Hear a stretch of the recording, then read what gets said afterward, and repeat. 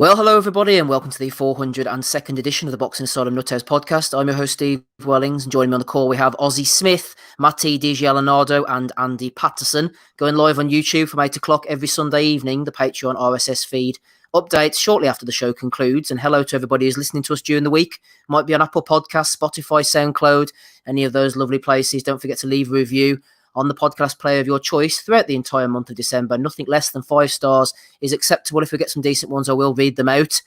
Just before we get going on the main action, Andy, we did a post-fight pod on Friday night. Thank you for that. I just want to get the elephant in the room out the way early. It didn't go down too well, but then again, the fight was absolutely piss poor. But we tried our best. There was a mere 4,500 people in the chat, Andy. Poor numbers for us these days, but we did try. Yeah, it was dire numbers actually. As I say, people who got in contact were basically like, I was of that opinion that fight that drove people to drink, and I was doing pretty well myself actually, but I was just taking it easy because I knew I had to get on here at some point. But it was dire stuff, wasn't it? I dare say maybe Matty or whoever I was on the pod on Friday might want to mention it. Matty was with us. Was he? I must have got worse to the podcast. I was there. I don't think I'm not memorable. It's okay. We don't need to mention that fight again ever. Not even the year-end awards, not even 20, 30 years' time if we're spared. That fight should never be mentioned. Just in the dustbin of history. Absolutely, we shall put it in the dustbin of history along with Riddick Bowe's belt. That's Billy Joe Saunders against Martin Murray. If you want any in-depth analysis on that, go and listen to our Friday night post-fight pod. It's up on iTunes, YouTube, all the usual places. Let's get on with it, shall we? We'll be talking about AJ Pulev preview later on. We're going to be doing a post-fight pod for that. I think it will go a little bit better next Saturday evening than last Friday's did. Let's get on over to Texas, though, first of all, shall we, Andy? Spence Jr. back with a bang, defeating Danny Garcia. Scores of 117, 111, which was more in line with my type of thinking. A couple of 116, 112s, tightening it right up there. The Black Jesus himself getting thrown out the car at over 100 miles an hour. Should do it more often. I thought he looked pretty good. He did. It was a very interesting fight, actually. Obviously, everything going into this fight was more about how Spence was going to look. People are of different opinions, I think. I'm seeing that a lot of people are thinking or saying that he's back to his best, or he's never had anything happen to him. I thought he fought very well. Was very impressive to a point. He kind of beat Danny up, I suppose. Good jab, box more, I thought, and I think he said that himself. He was a bit kind of bored when he's got to box and stuff. But as I say to you guys in the chat, and I thought there was something off him. Obviously, it could be ring rust. Obviously, it could be the car accident. But I just thought there was just something. I don't know if it was like fatigued as the fight went on, because obviously, people Kurt was mentioning that he took his foot off the gas. Possibly that, or was it fatigue because he's not fought in 14 months, or is it because that Garcia was catching him with some counter punches to the body? I did see Spence kind of really try and defend those body shots. Actually, he was really trying to bring the arms down and stuff, especially the jab and the right hand, or the kind of right uppercuts that Garcia was throwing. Having issues obviously trying to throw his left hook Garcia, because obviously the angles that Spence was working, and then obviously had employed a good jab. Buzzed Garcia a wee bit. I think it was round 3, I think it was, and then he kind of put it on him a wee bit in round 4. And then by about round round 9 or something, I think it was Spence kind of either, as I say, is laid off the gas, or he's just fatigued, and he said to kind of manage that fight, so to speak. But I don't think really Garcia really took advantage of that kind of really point. Okay, maybe kind of round 10, 11, 12, maybe he was kind of pushing it a wee bit in that. But I just think Spence, even though off that long layoff and stuff like that, I did think he's a wee bit tired. But at the same time, I think he gave Garcia a lot of damage, to the point where maybe Garcia was a wee bit hesitant at times. Maybe he had to kind of really respect Spence's power and strength, because obviously he is a bigger guy, naturally a bigger guy. And this is what Garcia, as I say, at 147, he hasn't really got a signature victory. People can say that the Porter fight and the Thurman's fight were close, but he still lost those fights. Didn't get a decision in some people's minds. So and he's been pretty much soundly beaten here by Spence, who has ticked a few boxes and answered quite a few questions and that. As I say, he was basically controlled the fight, and I says there is some question marks for some people, but in all, very, very good performance. I suppose really kind of jumping forward for here and that, I do think there's there's no other fight we all want to see next, then it's Terence Crawford. I think any other fight apart from Terence Crawford next, in all honesty, is going to be lame for Spence at this point. Some people might want to give him another kind of fight to kind of like see where he's at again, kind of, if he's still in it. But he got paid very well there last night, so I don't think he would want to be hanging about maybe fighting, I don't know, what, a rematch with Garcia, for example, or Mikey Garcia for that matter. I think the fans want Crawford next, and if, we could be sitting here at this point next year, kind of like waiting for that fight. Hopefully, that fight getting made. But as I say to you guys during the morning there, and that hopefully Adam lets him go, or either way, we're going to be waiting until October next year to see where we're, what's going to be happening. But Pacquiao's calling for the fight. As I've seen you and stuff, I think there's a wee bit lack of intensity, I think, and urgency a wee bit through that fight last night. It was decent, it was interesting to watch, but that's all it was for me. And I was wondering if maybe Pacquiao still got a wee bit of intensity and kind of like work rate better than what Garcia's got to maybe kind of cause Spence, a few problems. We'll wait and see though. But he seems to be wanting that fight next. So if it's no Crawford, I don't know. Yeah, I like to see Pacquiao take the fight. But obviously Crawford's the one that we want, obviously. Just before we move on and bring Matty and Andy talking about the car crash and all that type of stuff, I think what Spence did well was he came straight out to the blocks and he stood right in front of Garcia and he laid down a marker and he said, I'm fine, I can still fight as well as I could. And he built up that momentum straight away and he pushed Garcia onto the back foot and he wasn't able to come off the back foot. Now, the point I was going to make to you was, I don't know whether I'm reading too much into this or I should really go back and watch some of Spence's old fights if I had any decency about me and come to a better conclusion. But it could just be because of the accident and I'm reading too much into it. But I did think there was something up with his posture or his demeanour. Maybe he always held himself like that and I didn't notice it, but the way he blocked the right hand at times and moved back looked a little bit awkward. And at one point, I think it was towards the end of the 10th or the 11th, he sort of swayed about in his corner and it looked like he'd been screwed together and the top and the bottom, like the screw had come undone and he couldn't. There is something strange, unless I'm just reading too much into it. There was a bit about Emmanuel Augustus about him there, really, drunken master type move. To me, that's what I thought was maybe the fatigue factor. You're kind of like languid. Your nose tight as normal. That says you're quite right. I mean, Spence came out there first half of that fight, bossed it. As I say, third and fourth round, really kind of put it on Garcia. But then, as I say, midway point, definitely about the eighth and that. I thought he was going to, I thought at one point he might kind of push for a stoppage and stuff, but Garcia kind of shows that he is a solid fighter. There's no doubts about it. But I just rate him at B level, and I'm not trying to be any way hang about that because he has fought the top guys at 147 over the last few years and stuff, and it's commendable. But he's always come up short, in honesty. And I also think as well. And I said, I'm not wanting to kind of lay it on him and stuff, but he's got other interests outside the box, and he gets paid, pretty handsomely. Mm-hmm. He probably is going to make close to 10 million for that fight last night once the pay-per-view numbers and the back end money comes in and stuff. He's got his clothing line and stuff. So was that 100% motivated Danny Garcia? Only he can answer that. But at the end of the day, Spence put a bit of a beating on him for a good portion of that fight, and as I say, possibly part of Spence's issues was the counter shots from Garcia to the body. As I say, I just thought it was weird the way he was reacting to the body shots. Either he was hurt or, again, this guy's had a coming to Jesus moment actually about his life and his lifestyle and stuff. So maybe he's trying to get through fights by boxing more, trying to take as much damage and stuff, and just trying to, as I says, the best chin is the chin that doesn't get hit. But when he came forward, Garcia was kind of countering him and catching him a couple of times and stuff. And I think Garcia was maybe waiting for a left hook, but he just couldn't get it off because, as I say, the angle that Spence was showing and the jab was absolutely fantastic. So he kind of like waited for his shot that never really came. And the left hooks that I saw him throw really kind of run about the body, really. So nothing really kind of landed upstairs for what I can recall.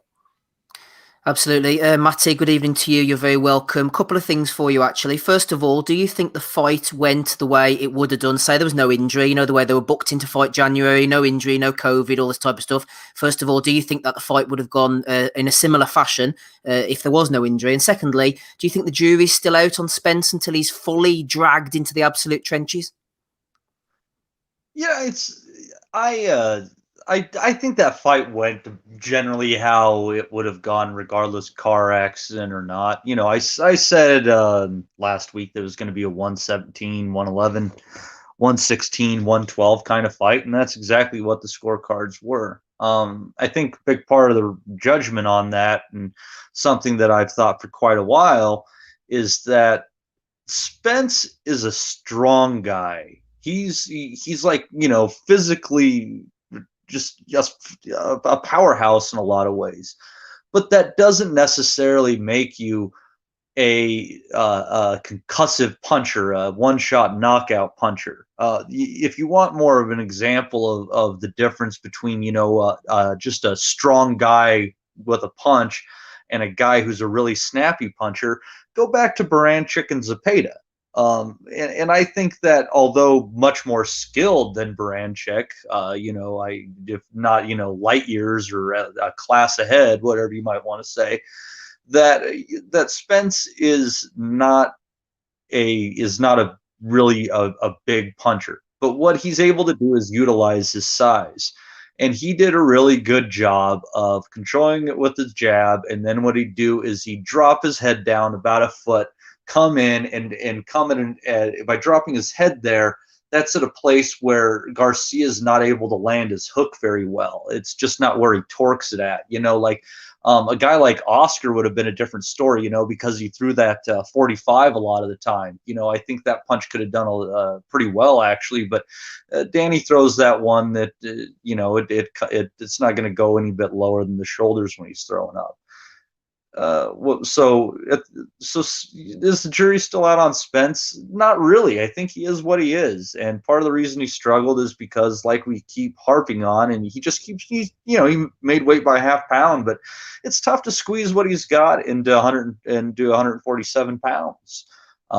So I think late round fatigue and things like that explains a lot, and that's why he does need to get a fight with Terrence Crawford going sooner rather than later, because I don't know if Crawford really moves up to 154, and I don't know what he looks like there. At 147, Terrence Crawford is a better puncher. Damaged goods or not, with Cal Brook, that shot he hurt him with, that wasn't a shot thrown from the shoulder. That was, he was already extended, out to his elbow length on that.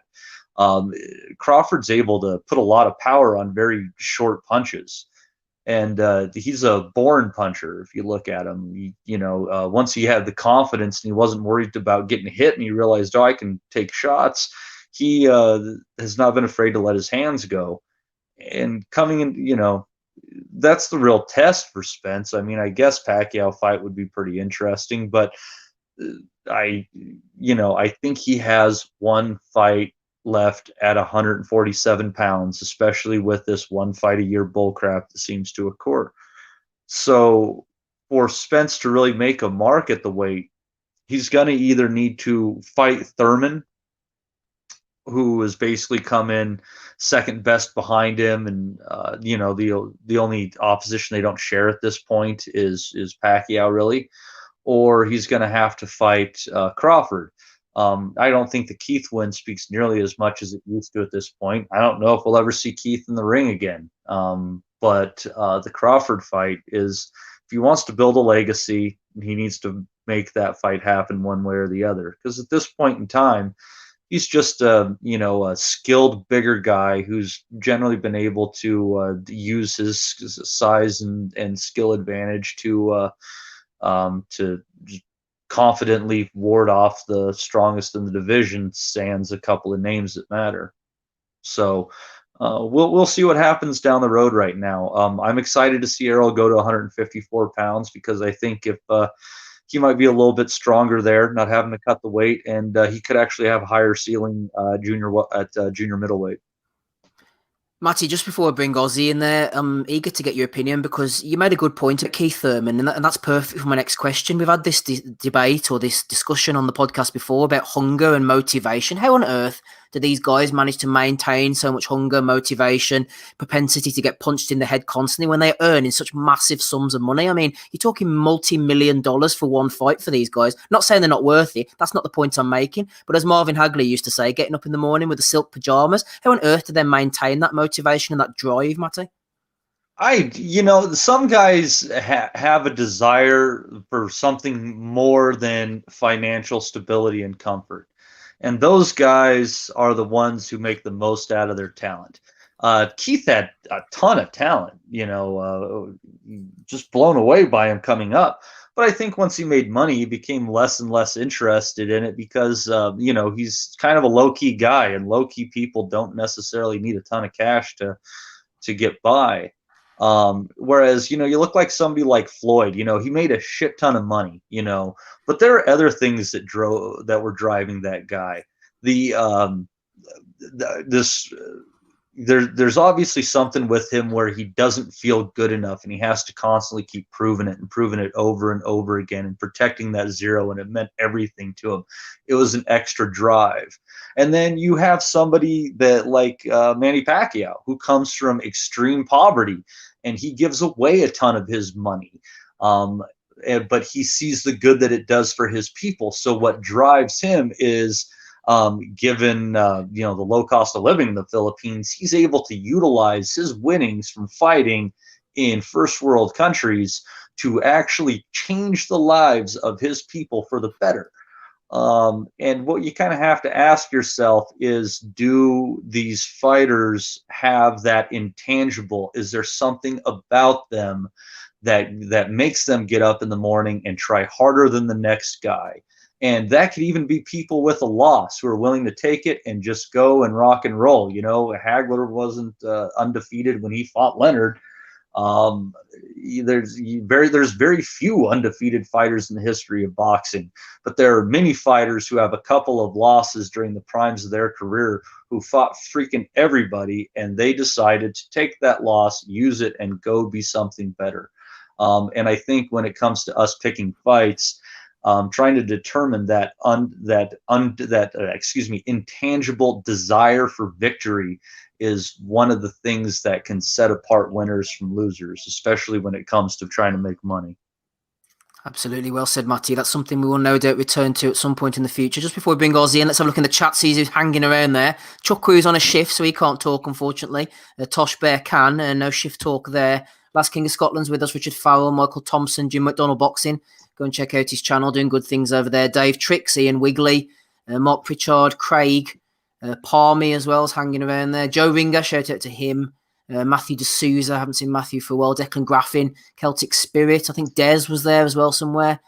Let's have a quick float up and see. Paul Statten, Callum B, Jason Cheel. Good lad, Jason. Volts, UK. I think that'll probably do for now. MB as well. One of our regulars, Richard Wetton, Liam Wynn, and Chukwoo. He's doing a shift. Ozzy, you're off shift with us on this Sunday evening. Absolutely welcome to you.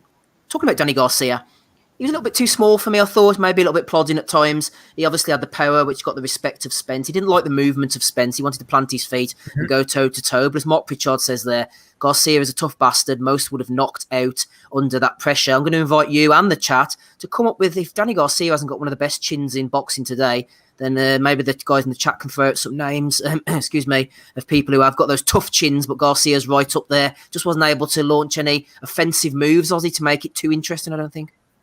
No, I think I said the cards would be something similar to this last week. I think I did say that Spence could push a stoppage if Garcia started to go for it and the openings were there, but he never really did that. He had a couple of decent rounds, but nothing, from where Errol Spence is in any sort of trouble whatsoever. I think you made a good point about the size, just sheer size. I mean, Errol Spence is huge.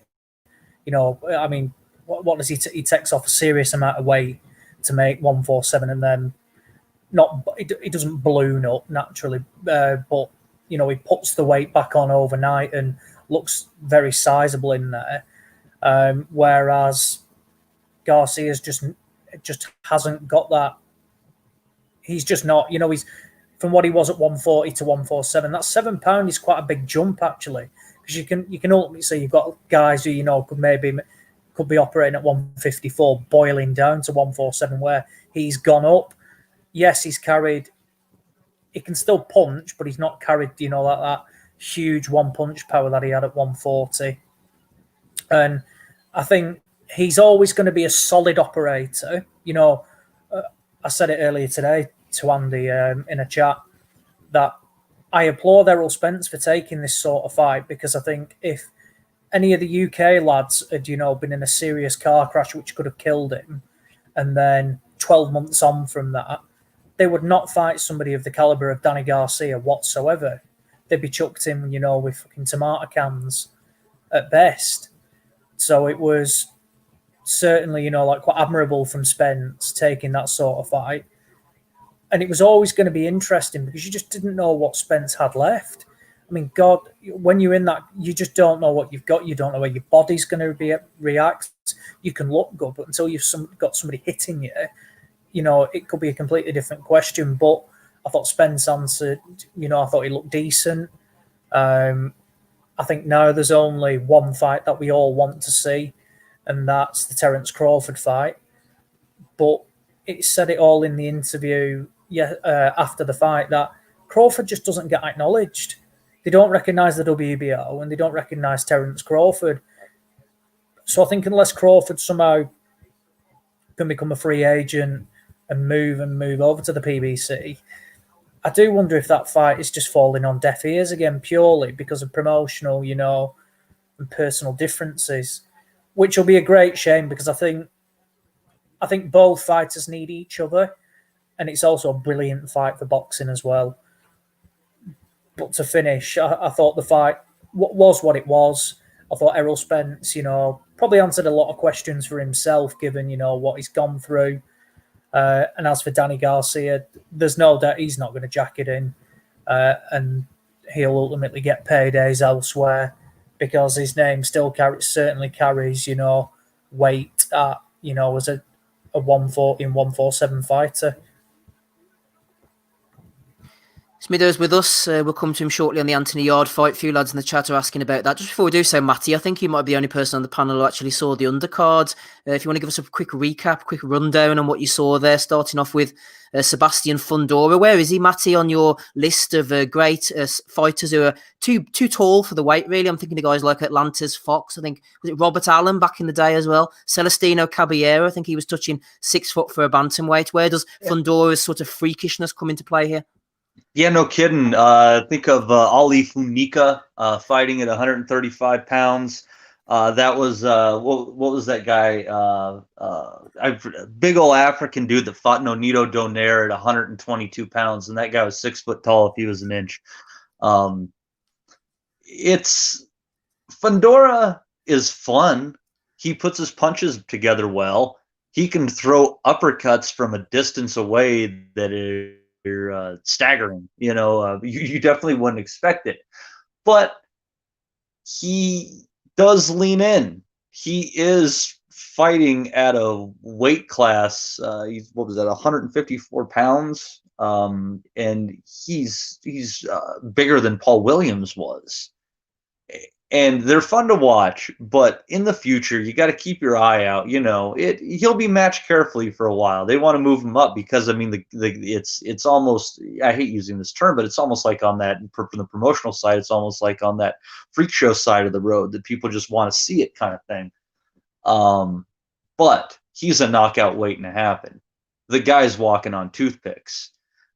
Every time I see these narrow leg people that are obviously trying to fight in a class they don't belong in order to have a size advantage, and they're just narrow, they end up getting knocked out. I was thinking Thomas Delorme when he fought Abregu. I saw that coming a mile away. So Fundora, he knocked out what the hell is that guy's name, Muhammad or something, knocked him out. He just beat the crap out of him for 2 rounds. Beat the crap out of this dude. And he'll be fun to watch. consistently bet the under with this kid, because I think from here on out it's going to be knockouts one way or the other, unless some guy stands there with his gloves up and doesn't want to return fire. But fun 2 rounds. The kid wings him. So kind of reminds me of the way that Hansel Martinez was fighting when he first came out. Margarito's cousin. What I was going to add there, Matty, I was surprised to see Habib Ahmed hanging around there at like middleweight or whatever it was. I remember him fighting Gilberto Ramirez up at super middleweight, but I hadn't realised this when I mentioned it to you. He actually fought Alantes Fox in his last fight, so he had plenty of warm-up for somebody of Fundora's size. Wow. They must be going to put him against Nikolai Valuev next, maybe. Jesus, yeah, they're just like feeding him to the monsters or something. He must feel like he's part of some Greek myth. Anything else on there? Josecito Lopez. Who else is on the undercard? I can't even remember. I didn't see anything of it. Yeah, that was a fun fight for what it is. Like I said, Santana is a fun fighter. He's there to be hit. He'll return return fire until he can't anymore. And basically that's what happened. On the Friday night pod, which we will not really discuss, I did say my last words were, if you want a good value bet, take Spence by decision, parlay it with Josecito Lopez to win. You get better than even money. That went ahead and happened, and Lopez looked good. And I think if you're trying to identify anything of value from that fight, as far as what matters, I think it's just good for maybe new boxing fans to look at and see that there's a difference between a gatekeeper and a journeyman. And you definitely saw the gatekeeper beat the crap out of the journeyman. And fair play to Lopez. If you look at his record, a lot of those losses he has are from being fed to the wolves at weight classes he didn't belong at. He was fully capable of making 140 when they threw him in with Canelo. So I don't know where they take him from here. He's one of them weird fighters that, deserves low 6-figure paydays. It's just a matter of finding somebody who wants to face him, because for up and comers, it's kind of a no-win situation for him.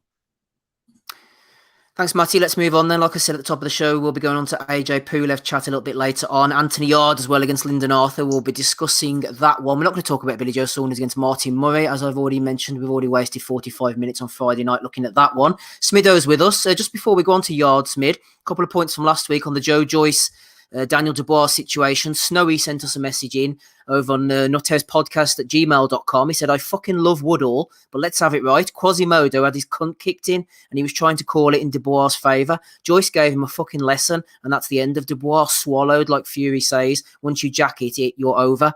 Joyce may not be the Archbishop of Banterbury, but he's one of the hardest men in the country, as his facial scars lays testament to. Let's have it right, lads. If you're going to shit on Matchroom, and rightly so, then call it how you see it. Snowy, yeah, fair enough, Snowy. I'm not going to argue any of that. Also, I want to give a shout out to somebody who put up a video on Twitter earlier, Smido, continuing on this theme. Eddie has obviously been very vocal about the whole Daniel Dubois quit situation.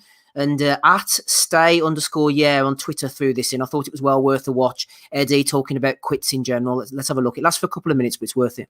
I know that fight fans have come, they want a clinical knockout. And when a guy breaks his cheekbone and can't see and sees about 3 Golovkins in front of him, if that goes, if that shatters completely, that's career over. And the fact is that because he couldn't fight properly, he was going to be getting trouble. And likelihood is he could have been stopped or he could have been knocked out. So I know everyone wants to be double brave, and I understand that, but it was the right decision. It was 100% the right decision. Your take on the ending of that fight, obviously.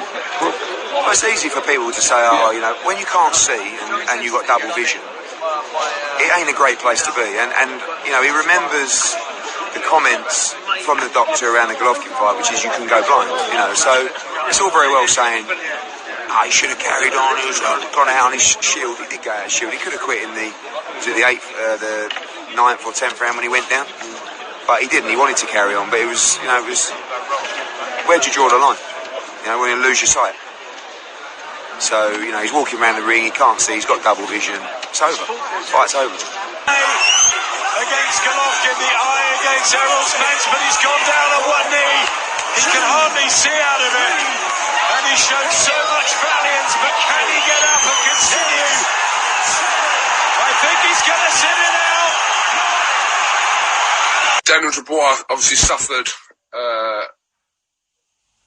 an orbital fracture. Did he? Yeah.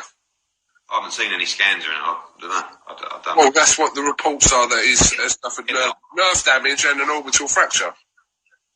A report from what? Well, that's what I've read. It's the same sources we get probably 99% of our information from, Edward. No, The not, internet. I think most people would post some kind of X-ray. I'm not a doctor, but it didn't look. It looked like eye swelling to me, not necessarily a fracture. But what do I know? He 100% quit. I mean, he sat on his knee and he looked the referee in the eye and he let him count to 10 and he never got up. There we are, Smid. You having a drink there? Preparing the vocal cords for some Eddie slandering. Is he right or wrong? No, he's fucking wrong. He's been shown up as a cunt, and I don't say that word very often, but that's what he's been shown up as. And I think he's getting worse, because now whenever he talks about another person's show or promotion, he says, as a fan I thought this. And like last week, he's tried to deflect with saying, "Oh, ask the boxers, blah blah blah." I called out the coverage last week on the pod, called it out Monday morning on Twitter. Tebbett hit me back. Fair play to him. Coogan's had a bit of stick. He didn't reply to me, but I think he's replied to others. And Coogan's also been replying to others by other means than Twitter. But I'll leave that for someone else to tell that story. But yeah, I just think it's been poor. I called it out last week. There was, it's been noticeable that Coogan's not been going to Frank shows for a good while. IFL Umar's been going, and that young man does good interviews with Frank, to be fair. But Coogan's not been going. He knows where his bread's buttered and where his paydays are and views are and future lies. And then he sat there Sunday and systematically gone through his phone, interviewing people with absolutely no relevance to the fight, heavyweight boxing, or even boxing in general, to be honest. What do we care about what the likes of Tom Little and Babic, etc., have got to say about a British title fight that was on BT? And they've gone through there kicking a 23-year-old while he's down. I'm no massive Daniel Dubois fan. I probably won't ever be. But I just thought it was poor form all round. He did take some backward steps in terms of he changed a couple of the video titles. They got Mr. Bean on to try and say it was disgusting, blah blah blah. So there was some sort of form of backtracking, but that video, what you've just played, superb. I think I'm pretty sure I retweeted that. I'm surprised it took nearly a week for something like that to come out, to be fair. But yeah, good work to the guy. Jay, did you say his name was? Who's dug that out? So yeah, fair play. Stay_yeah on Twitter, Smid. Yeah, fair play. Yeah, and it is, and until I saw that video, I kind of forgot how much of a clear comparison the Brook incident and the Dubois incident was. Very, very, very almost identical. Dubois took a punch. It was a jab, and he took a knee. Kell Brook's done very similar. They both kind of did the old, pride, rise to their feet at 9.5 or 10. Yeah, and it was very similar. There's a row broke out this week from between Frank and Fastcar, but that's pretty standard to what we're used to. The coverage was shocking, to be honest. And yeah, in comparison to other people who have quit, like I've called last week Bellew, Brook, AJ, and there's probably others as well. And the coverage has just been like chalk and cheese. We're just going over a lot of things really that what we said last week, to be honest. Okay, Smoothie, we'll be coming back to you very shortly. Don't forget, everybody, we're listening to episode 402. Thumbs up indeed from Smido there. Give the thumbs up to us. Why not? Smido's here. So's Andy, Matty, and Ozzy. Big thumbs up for episode 402. We've got 3 thumbs up on Facebook as well, so people obviously enjoying it over there. Just before we go on to Anthony Yarde, let's give a shout out to some of our esteemed Patreon subscribers over on patreon.com/Boxing Asylum. Keeping the lights on. Kane Gibson, who joined us this week. You're very welcome, Kane.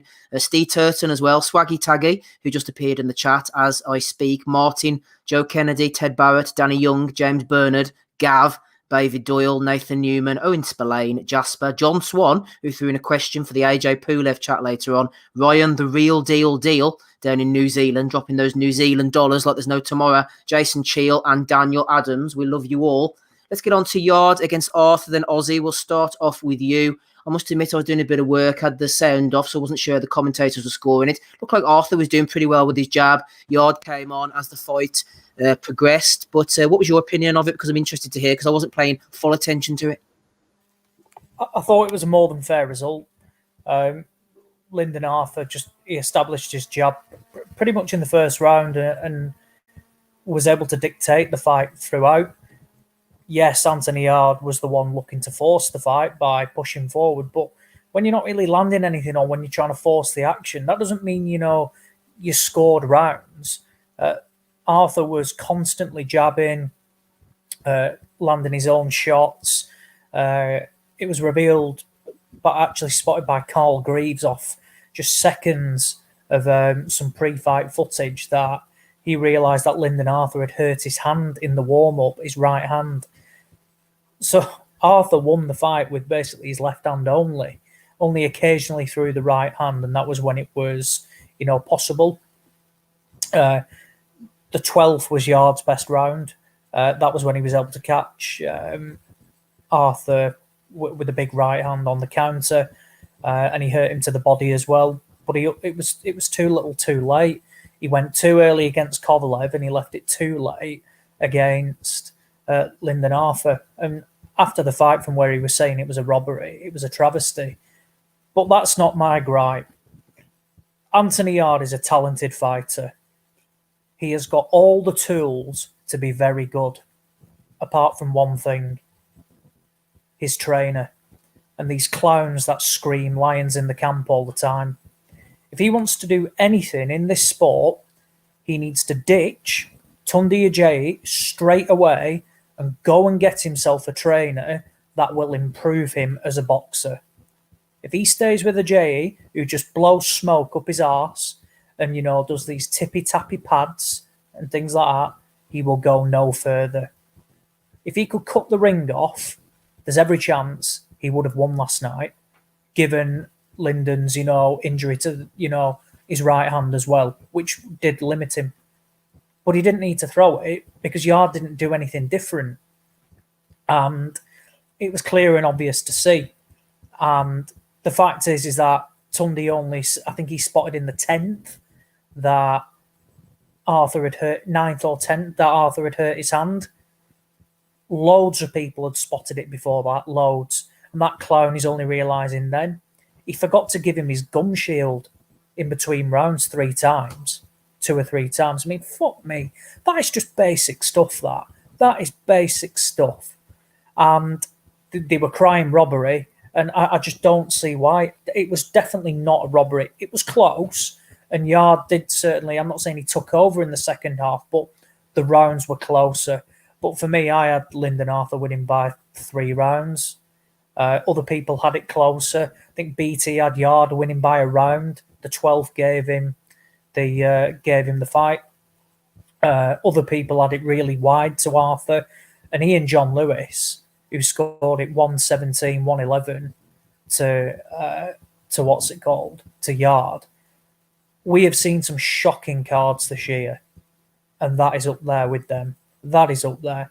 It was an abysmal card, and we're talking about the same topic again, and this is judges who haven't got a clue, and they are ruining fights, regardless of whether, the result is correct or not.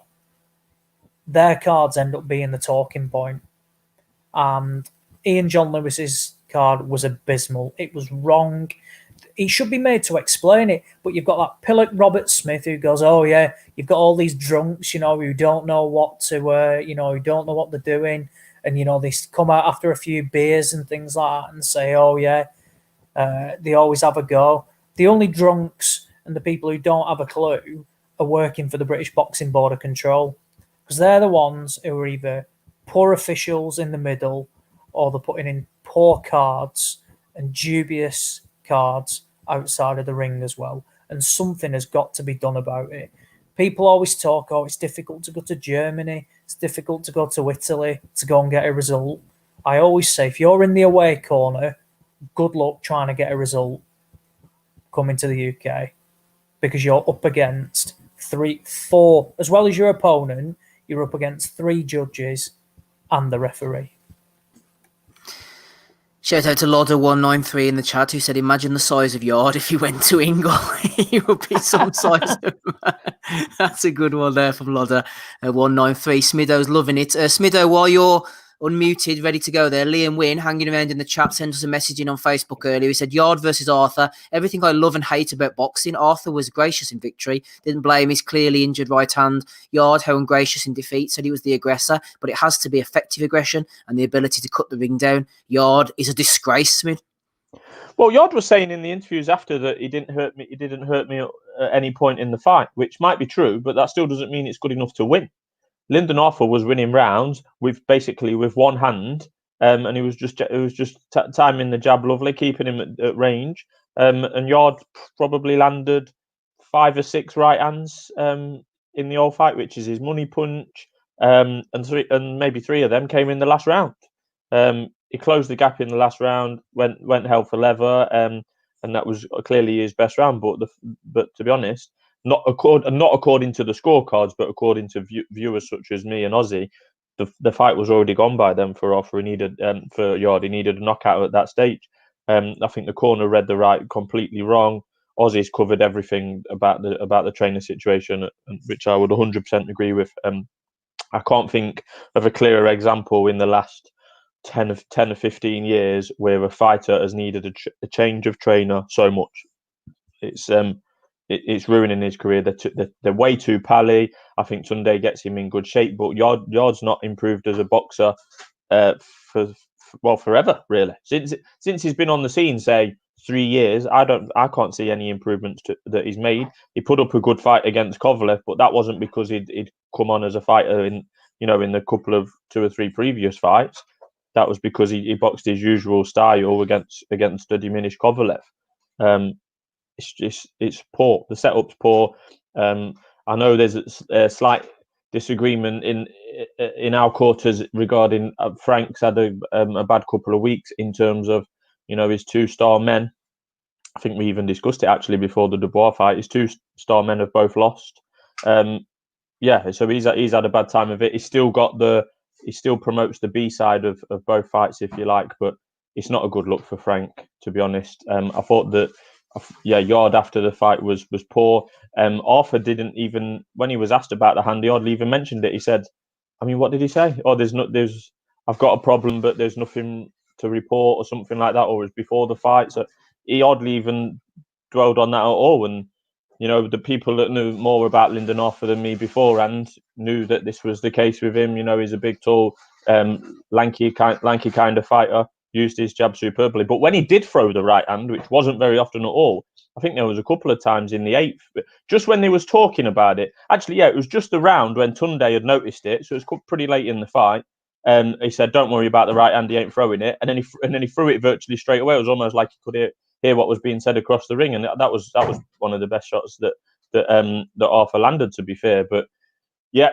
It was a close enough fight. I can see why it was pretty close, but I felt like Arthur was the right winner.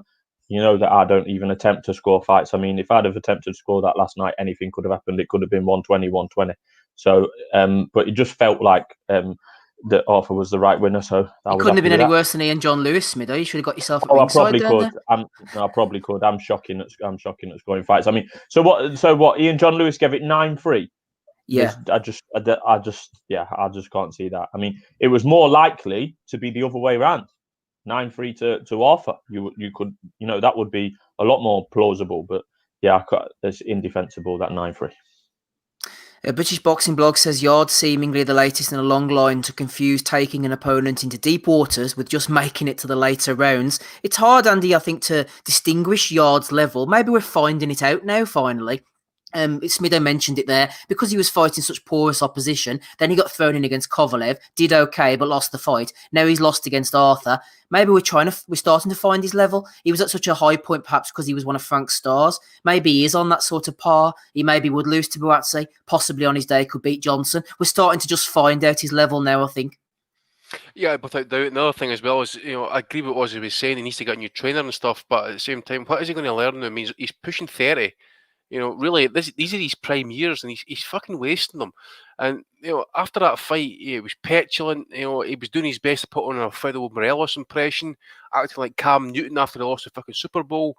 Dude, you're coming out there saying as you clearly won the fight because you were aggressive. Look, there's aggression, and then there's like effective aggression, and nothing. What you did was nothing. We were talking about the injured hand. Shout out to Carol Greaves, by the way, for spotting it very, very early. We mentioned during like the second round, it says that right hand still hasn't been thrown yet, and then obviously by about round 6 and 7, we heard some talk in the corner about it, and I'm not sure if you guys heard it, but you heard someone in Yarde's corner at one point, maybe about round 8, shouting, "His hands went." So someone told Tunde that the hand had went. That's a total blagging situation. You must have seen that Arthur had not thrown a right hand for that entire fight to about, what was it, round 9, possibly round 10, I think it was. And was it probably the best right hand he threw and landed the whole fight, actually. It's a shame the fight wasn't on ESPN, Andy. They would have been round the corners giving them the medical scans and everything.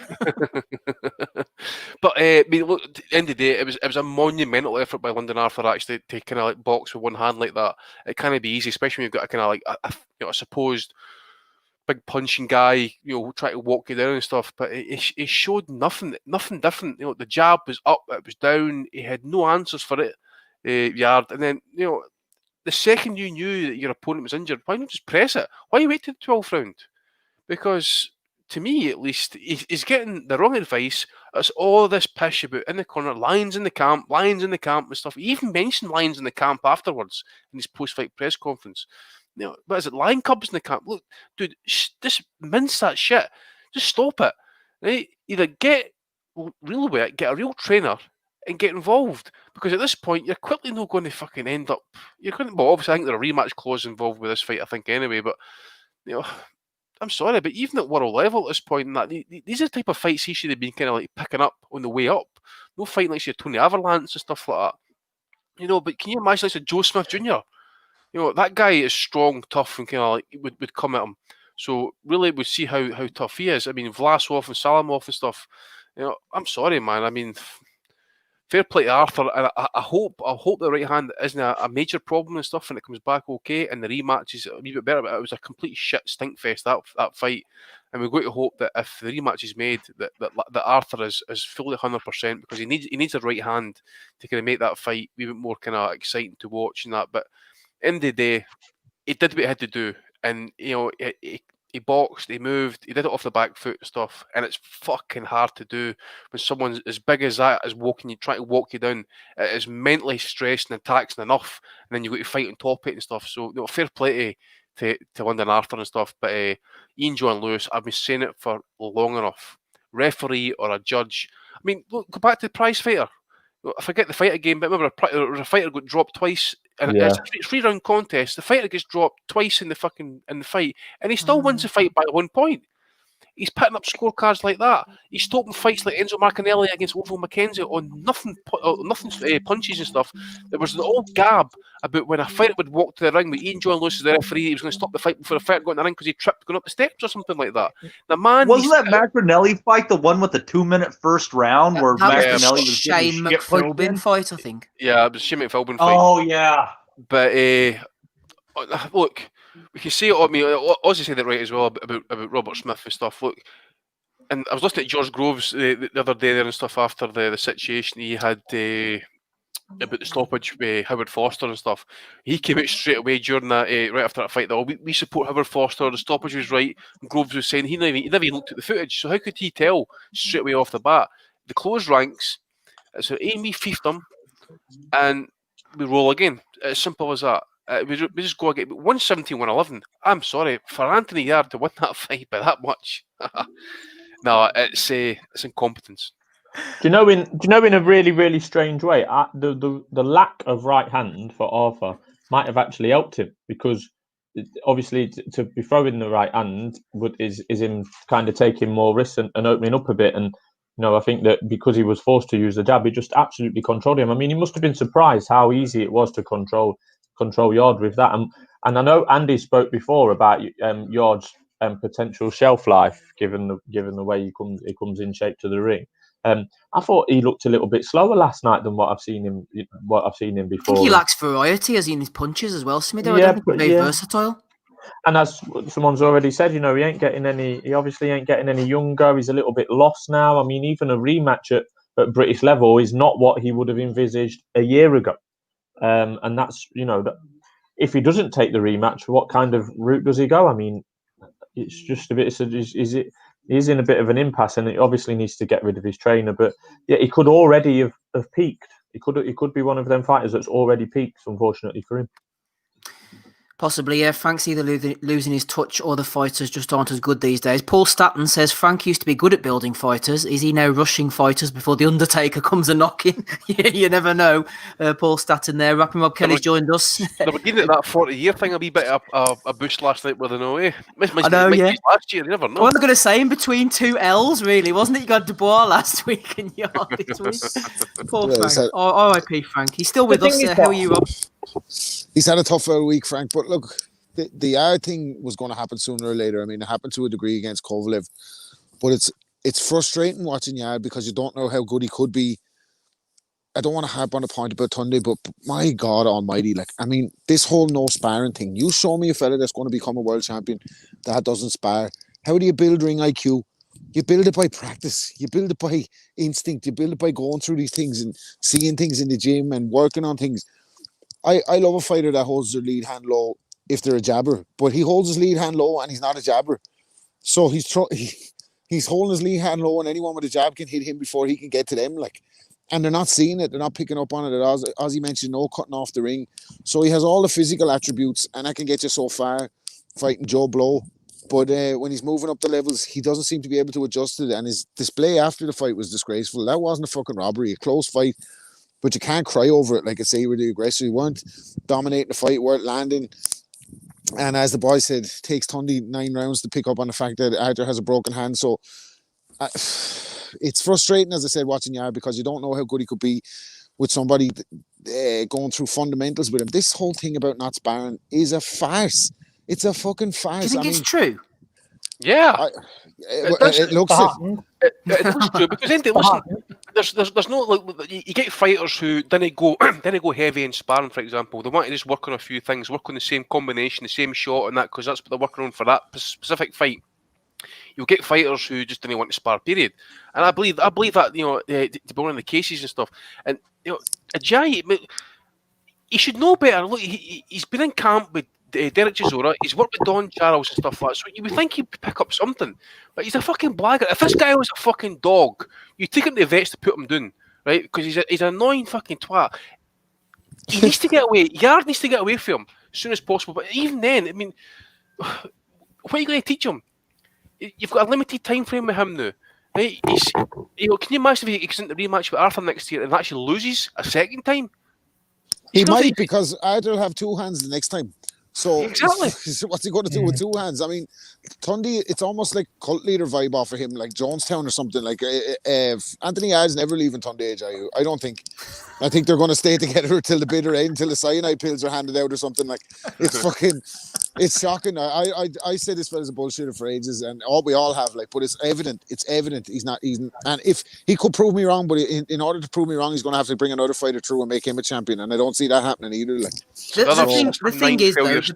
the thing is, Andy, that the proof is in the pudding. I know it's a stupid cliche, but all this system 9, no sparring, higher vibrational frequency, that's all fine if you're performing in the ring and you're winning. But when you're not, that becomes like a delusional sideshow, and it doesn't work out for me.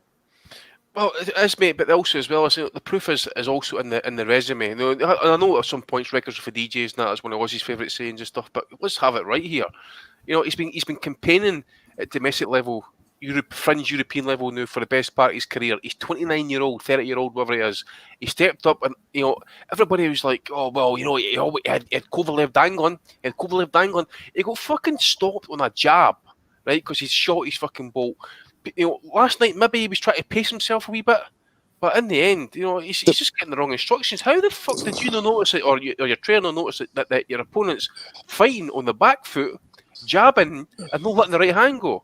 Purely used as a defensive mechanism. And he didn't pick up on it either because he's not conditioned to make decisions during the fight. He's not sparring, so he can't see things unfolding in front of him. Like I said, we spoke about this before as well with the Kovalev thing. Kovalev was there for the taking. If he'd have had a better game plan, he could have beaten Kovalev that night. The game plan wasn't to just fucking go through the whole fight, or shouldn't have been just to go through the whole fight against a fighter like Kovalev, hope he gets tired and then shoot your bolt. That's just fucking Hail Mary shit. Like, it's not realistic. You have to beat. It takes more than that to beat a fighter like Kovalev, even a diminished version of him. So that was enough for me that night. I saw enough that night to know what the crack was with this fella, and it hasn't changed. Like, nothing. He hasn't made any improvements. He's not going to make any improvements with that style. So it's grim for Anthony Yarde at the moment, I believe. See if it wasn't true though. If he does not spar, surely that would have come out in the wash by now. Surely someone who'd have sparred him would have come out and said, or someone, Yeah, fair enough. Boxing's are kind of like you know yourself. It's a small, tight knit community. Word travels fast.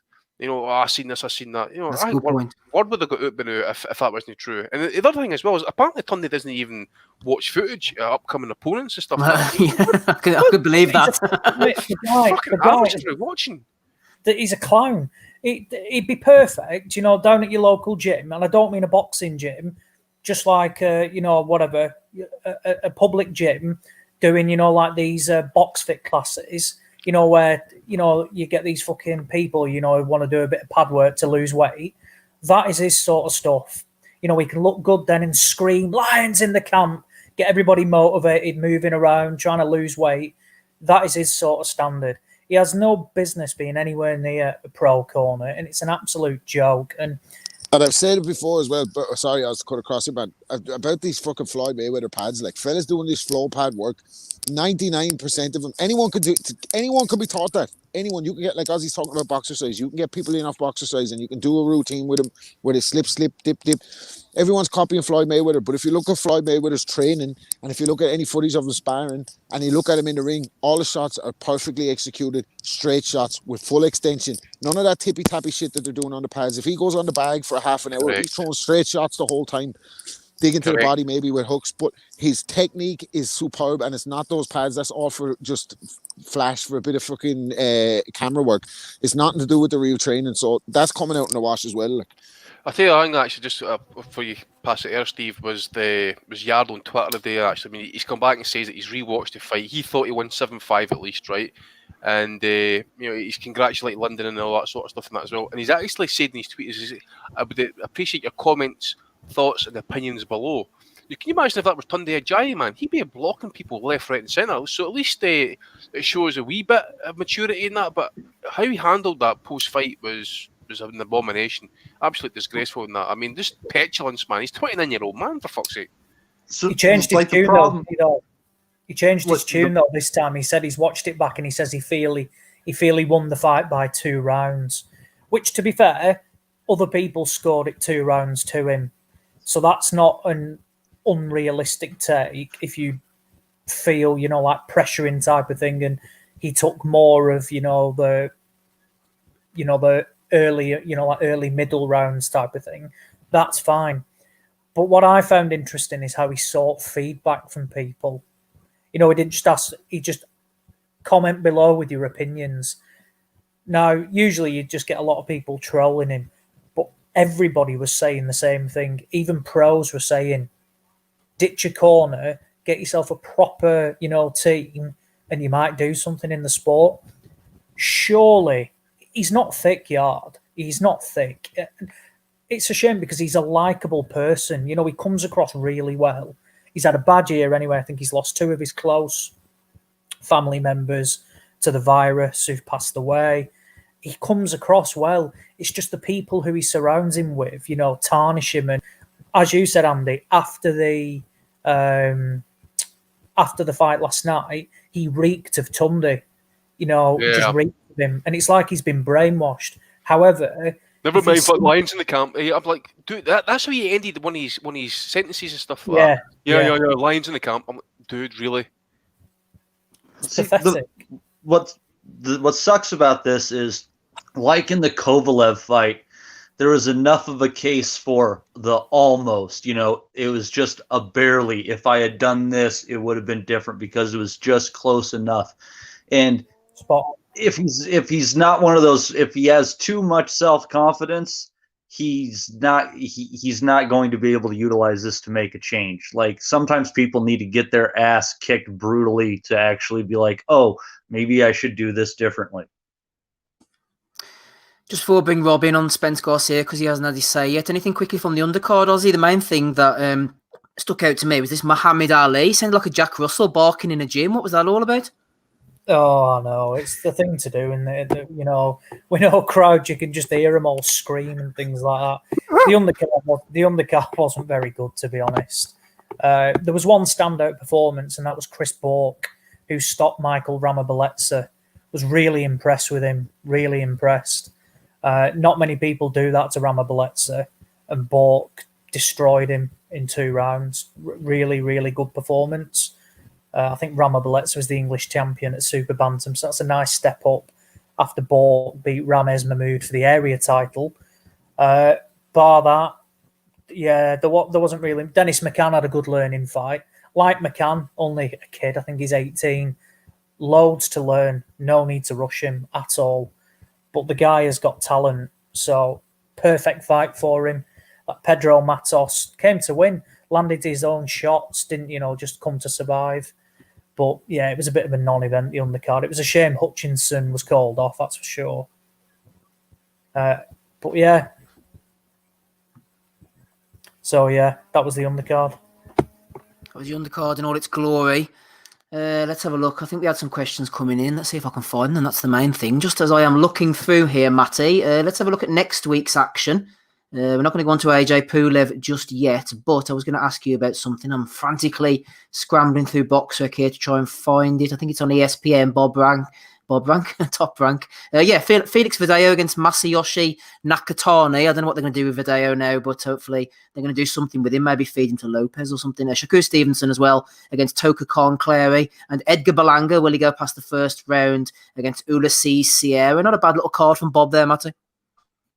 No, that's not all that bad.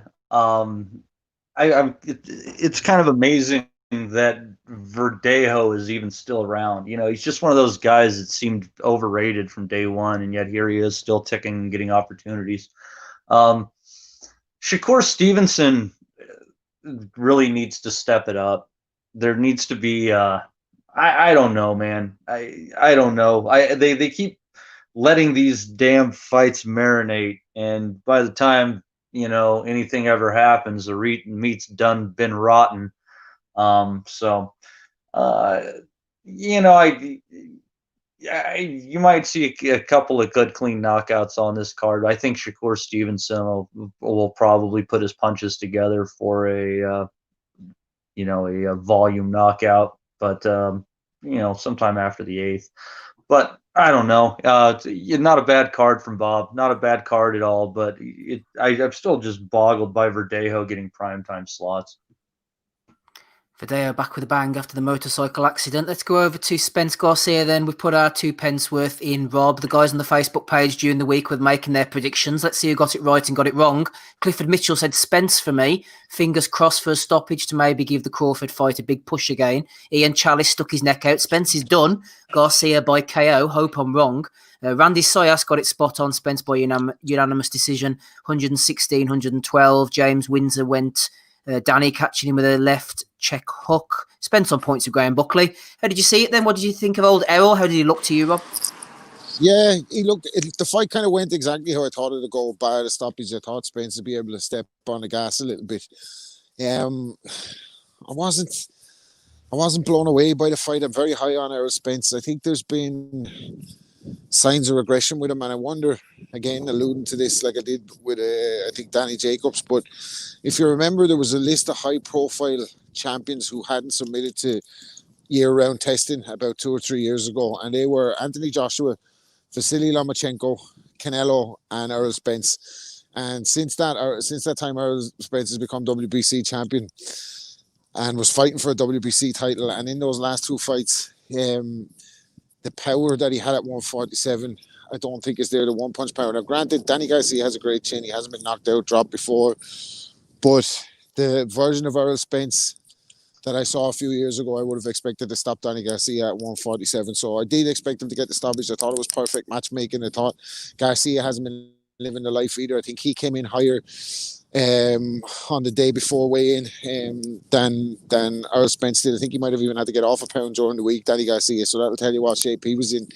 And how he's been living his life, another party animal. So the fight does nothing for me in a lot of ways. I mean, we see that Errol Spence could come through it. I thought Danny Garcia showed again that Errol Spence is hittable, as did Sean Porter, as did Kell Brook. So he could definitely be tagged. He just is a bit of a monster. But it is telling to me that he was blown away, fellas, on his run up to 47, and that the stoppages haven't been coming there at top level. It could be a gulf in class. Could be a number of things. I know there was high suspicion around Errol Spence walking around at 170, being able to make 145. I think this time he stayed in around 160 and made weight a little bit more comfortably. Did that take something out of him? I don't know. Is 147 not his weight? Possibly. But I think in terms of the Crawford fight, I always thought Spence was too big for Bud Crawford. But over the last couple of fights, even though we haven't seen Crawford in against good opposition, I think there's signs there that Crawford could hurt him to the body. And I think there's signs as well that he can be hit. So if Crawford's power is as real as everyone suggests at 147, that he carries the power up, that he hits that hard, that you could see maybe he might break Errol Spence's face down in the fight at some stage, start to the body. But again, we're miles off that fight. I think we're going to see Crawford on his last fight at top rank.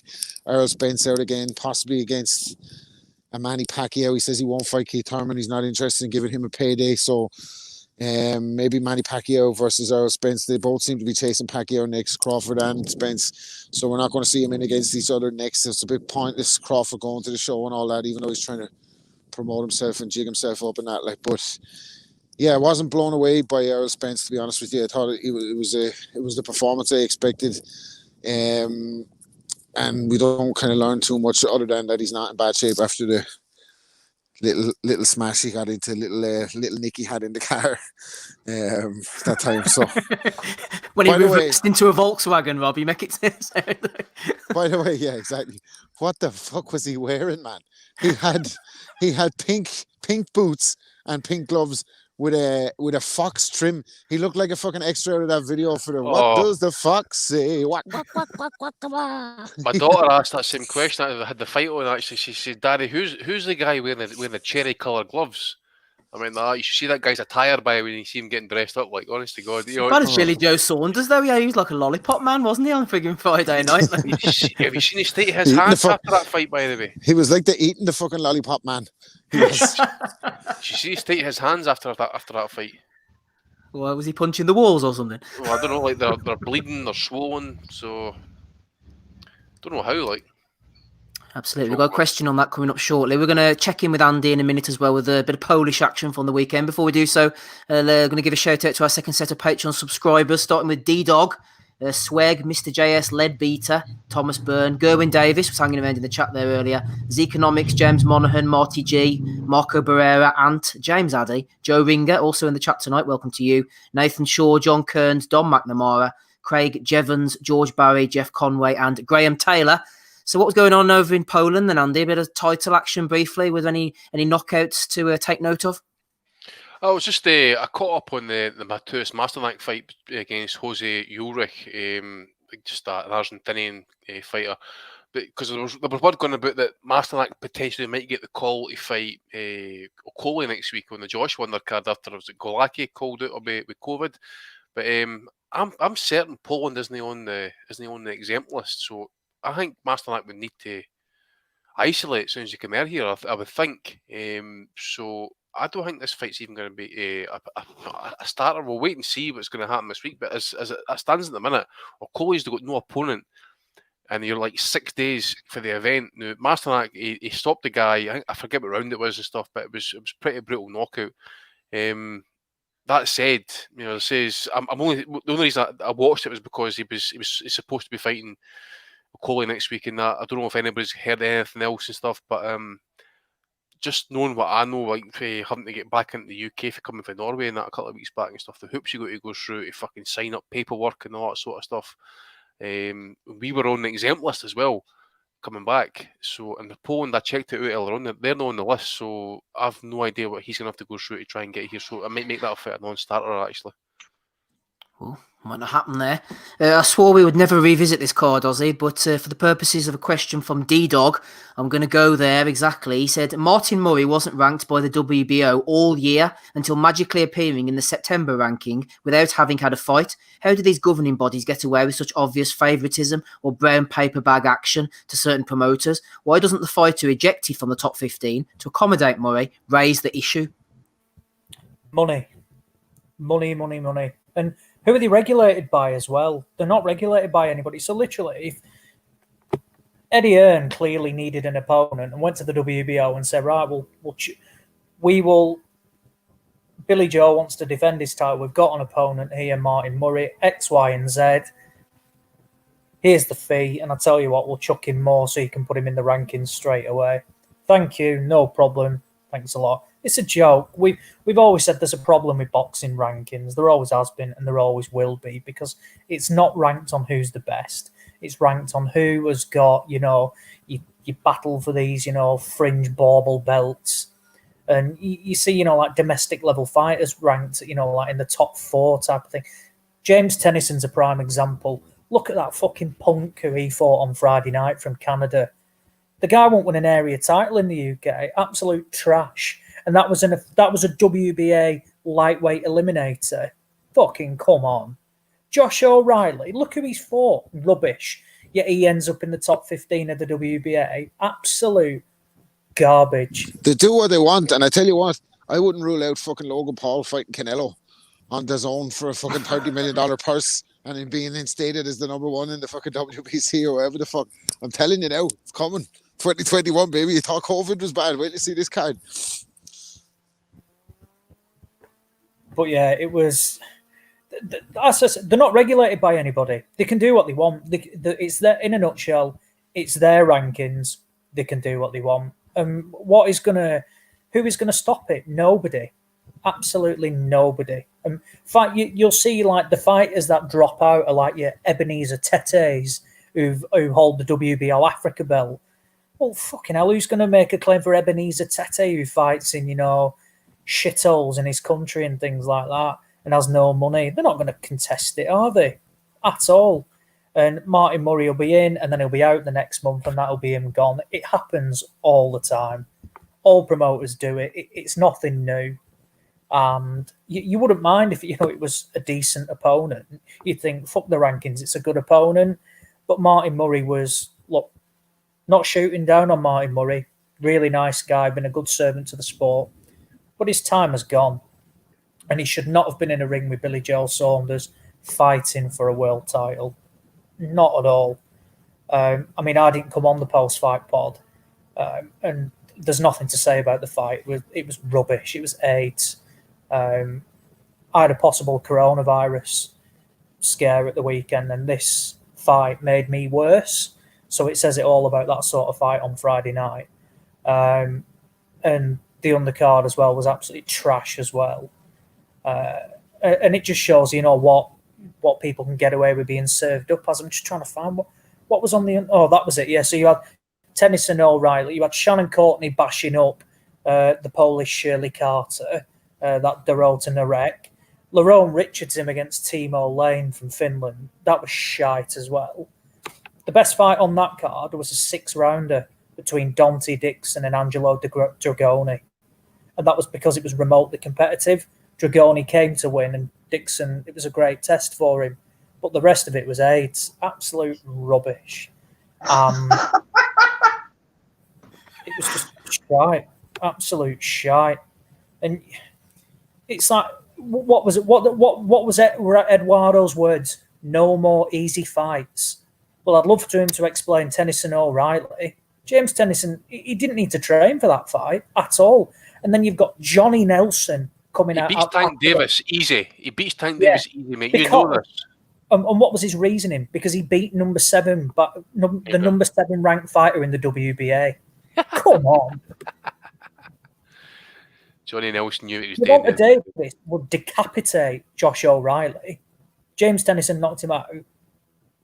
Davis would decapitate Josh O'Reilly. It's an absolute, it's pure company. He said it with such a straight face as well. It's embarrassing. And you hear all this crap as well, don't you?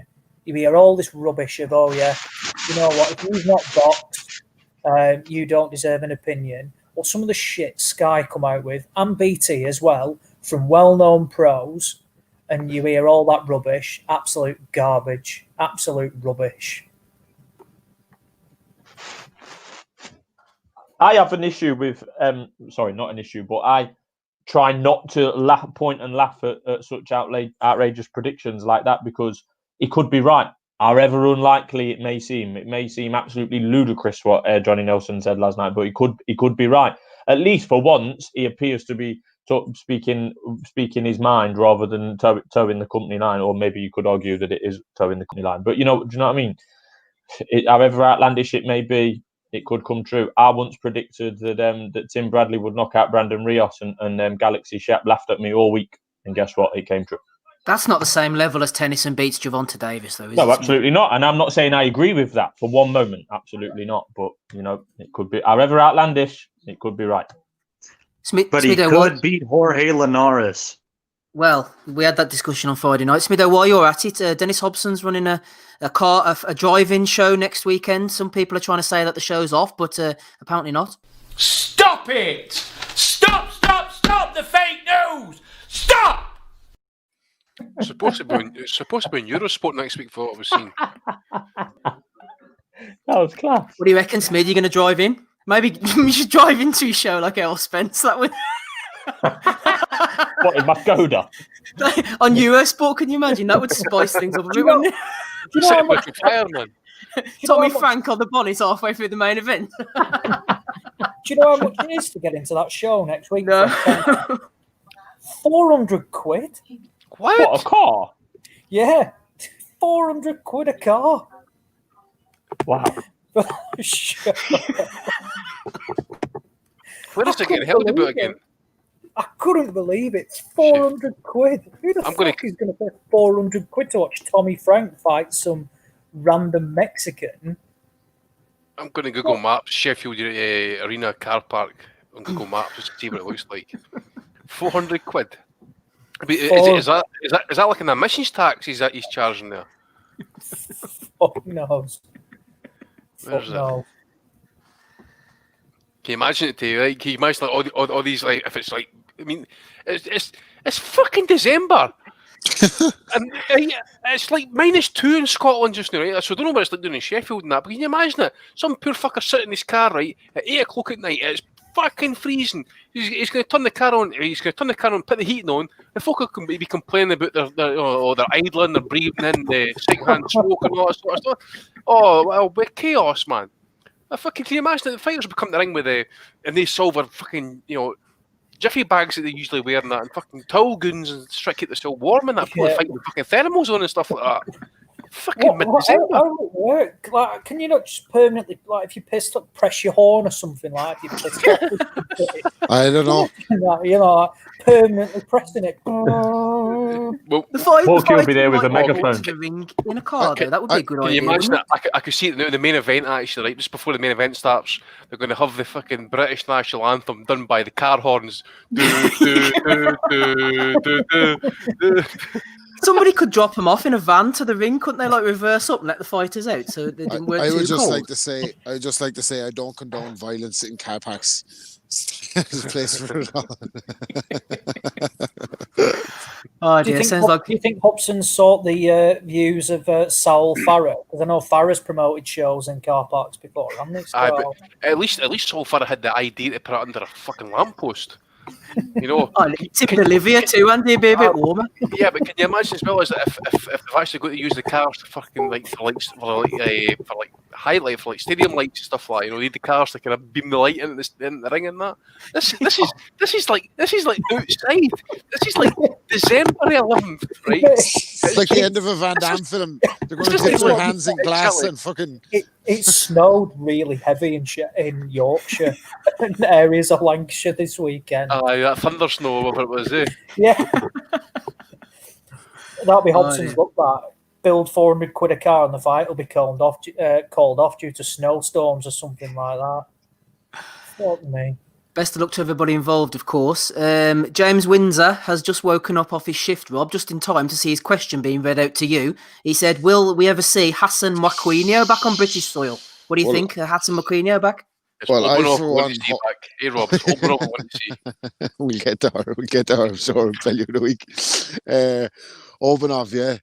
Oh, fuck me, man. Yeah, I'm sorry to answer your man's question. Yeah, one time Wakino, big fan. Love to see him back now against Kell Brook, the warm-up for the Amir Khan fight that we're all hanging on for in 2021. So I think maybe Eddie can make that happen, the farewell fight, the hang his hat fight. Actually, he doesn't give a fuck about Brook anymore. Has he said that? So no, we're not seeing that fight unless Wakino comes over as an opponent.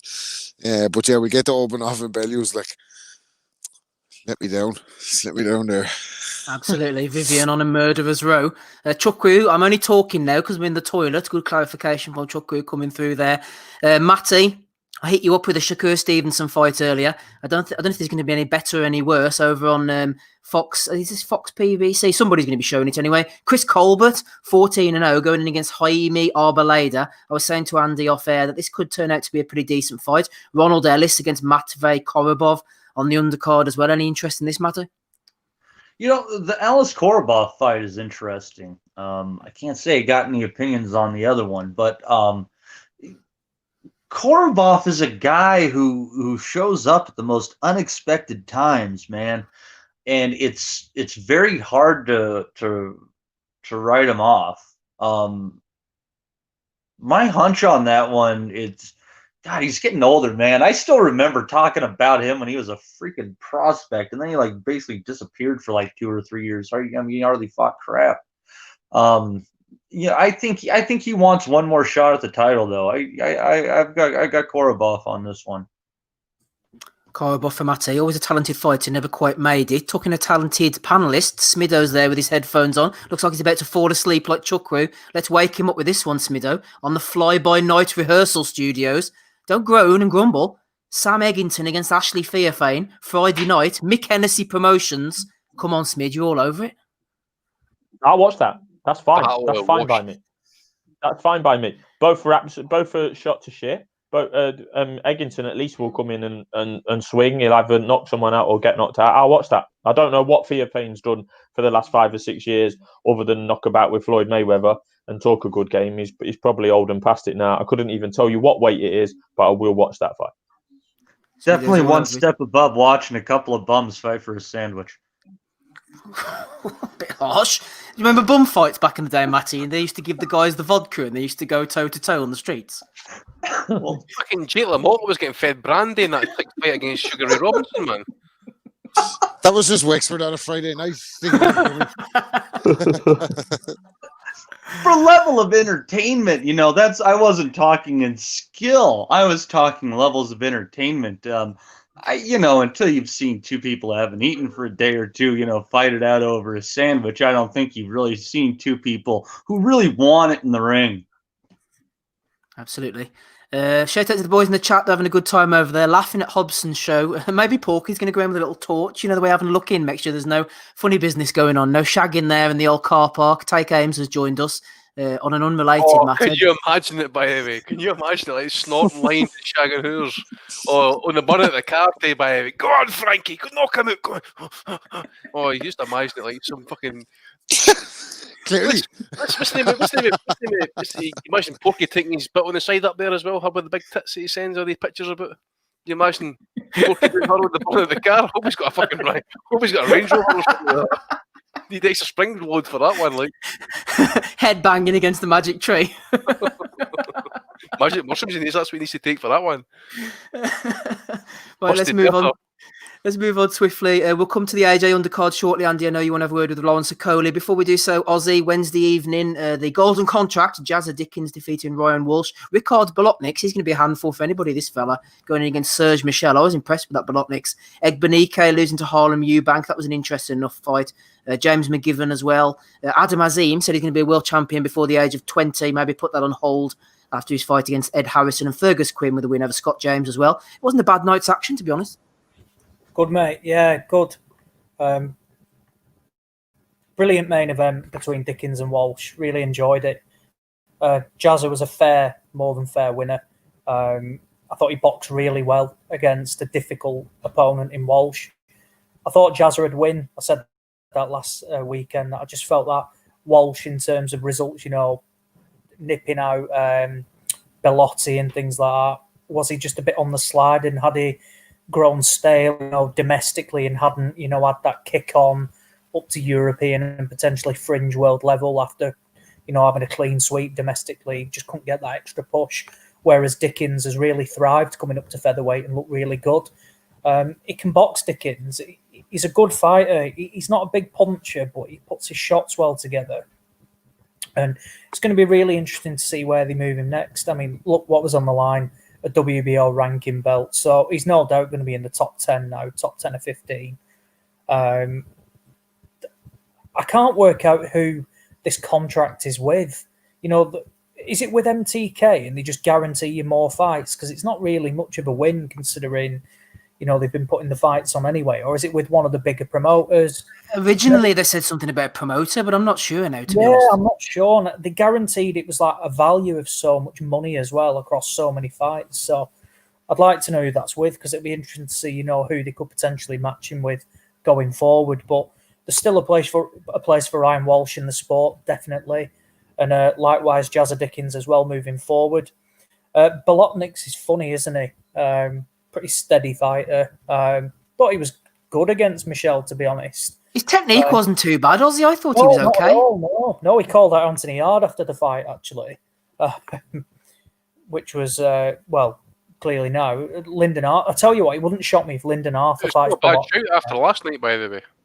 Yeah, it wouldn't shock me, Bolotniks and Arthur. Because I think Canelo was chucked the light heavyweight title away now. So it wouldn't shock me, Last night, Arthur and Yarde was a world title eliminator. It was mentioned. I didn't really get picked up. And Bolotniks is ranked with the WBO because he won the light heavyweight WBO European title. Now, I'm not saying that'll be for the vacant title, but it wouldn't shock me, if they put it into some sort of eliminator again. Easy fight to make. Bolotniks will be tied into MTK. It'll be clearly on a Queensbury show, but that might be something to see in the future. Harlan Eubanks really improved from when he was first on that Matchroom card and got dropped off that French guy, and he robbed the Frenchman. He's really improved, and I've been impressed. And he's done it the right way. He's not, been thrust under the limelight. He's gone away. He's been happy to box on small hall shows, learned his craft. He's sparred good fighters in the gym. And what could have been a really difficult fight against Egbenike, I thought Eubank made it look really easy. I thought Eubank was just too quick. Movement, put his shots really well together. Looked good.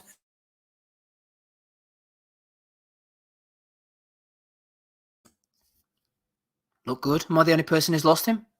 Yeah, did he cut out there? Yeah, it was looking good. It was looking good for a second. It was sounding good as well. That's just disappointing, isn't it? I feel somewhat responsible. You there, Ozzy? Chuck Cruz done him. Chuck Cruz cut the internet off in Chorley. Suppose we're going to have to move on then. We've done the Hobson show to death. Let's go on to the Matchroom undercard and then the main event. If anybody has any predictions or anything they want to talk about, throw it into the chat right now so we can all laugh at you next week. Everybody knows I love a prediction or two. Smido, you're unsheathed, ready to go. So let's go to you for the undercard first of all. Try not to get too excited, son. The blood pressure's rising already. Kais Ashfaq against Ashley Lane. Suleiman Sissoko against Kieran Conway. Martin Bacoli against Sergei Kuzmin. Huey Fury against Marius Wack. My God. Lawrence Okoli against TBA. Looking at a Polish guy coming in there. What's the pick, Smido? What's the pick? Sissoko's a good fighter, by the way. I'm not watching any of that. I'm not interested. Don't care. And this is what they've turned me into, because not only I don't buy pay-per-views anymore, particularly ones with shit undercards like this. I mean, who has sat round a table and thought it's a good idea to put Hughie Fury and Lawrence Okoli on a pay-per-view undercard, one of which is or will be whatever chief support. It baffles me, to be honest. So I'll be sitting at home. I'll get my phone out about 10 o'clock. I'll ask one of you lot for a stream. I'll watch it on my little phone screen that's that big, and that'll be it done. Here's Smitho, here's a thought for you. Lawrence Okoli's talking about moving up to heavyweight soon. What about on a future pay-per-view undercard, Lawrence Okoli against Hughie Fury? Oh, I mean, that would be £30, Steve, to be honest. That would be a £30 pay-per-view, yeah. That would be amazing. No, it's absolute dog shit, as normal.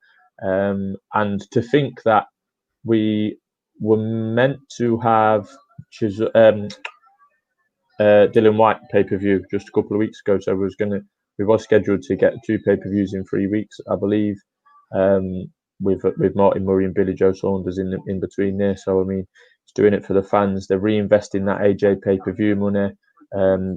British boxing's booming. Blah blah blah. Anyway, on to the main event. Woo! Hold on, Smith. Hold on, son. The undercard shit, Steve. I know, but we need to get the boys in here. And Andy's primed and ready to go. He wants to talk about Lawrence Okoli. Just get me while I'm flowing. I'm not really primed and ready to go. I mean, look, at the end of the day, I was going to ask the question. Really, it's not so much really like anything major. I'll watch Sissoko. I think Bakole Kuzman might be decent.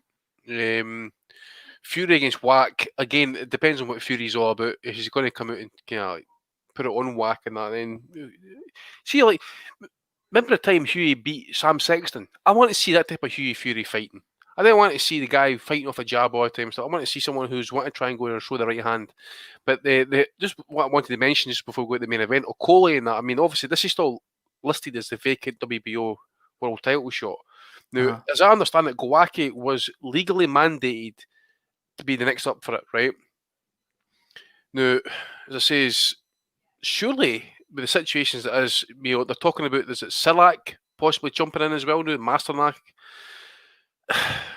Is it really at this point going to be classed as a proper world title fight? I mean, the guy's getting 5 days notice at this point. We'll not probably care until maybe next week if he's going to be fighting anyway. But should this be a world title fight? It's a vacant title, but as I say, with everything that's happened with the Bredas situation in Glowacki is legally entitled to that title shot. So why the fuck is this still being fought for as a vacant title fight? Money? Is it Eddie fucking force a situation? I don't know, but I just wanted to ask the question because whoever they get in, it's not going to be suitable at this point for a world title fight. WBO, innit? They stick anybody in there. Well, I pulled up the cruiserweight rankings and stuff. I mean, do you really want me to mean that Yevgeny Tishchenko? I'm sure he fought. I don't know if it was last night actually, or the week before that. But again, Russia isn't on the exempt list, right? Garcia still ranked at cruiserweight for some reason. I do not know. There's a guy called, is it Delian Przajevic or something like that from Montenegro? Never heard of him. Oh, good lad, him. Good lad. Good lad, aye. David Light. Who? I bet with David Light bulb at this point, by the way. I tell you what, if he's fit and ready, and if he's been training that, I would put Machuno in that fight with Okoli. See how he gets with it. A bit a stinker. But if Okoli tries to lead, I see Machuno could maybe pick him off in shots and that. David Light's Australian, New Zealand, sorry. I just don't think they could put a world title on the line for whoever they bring in for this. It's impossible. Well, they'll try, all right. Don't worry about that. Rob, I'm afraid to ask you about anything else undercard. I was thinking Martin Bakole against Sergei Kuzmin could be a decent enough fight, but then the rest of the card, I mean, I don't know whether you'd want to watch that or maybe look through Bacole's flipping WhatsApp images, maybe. Neither. I think both equally appalling and disgusting. So no, I'd rather not talk about them. I would skip to the main event. I pull a Smitho. I couldn't be bothered about that undercard, man.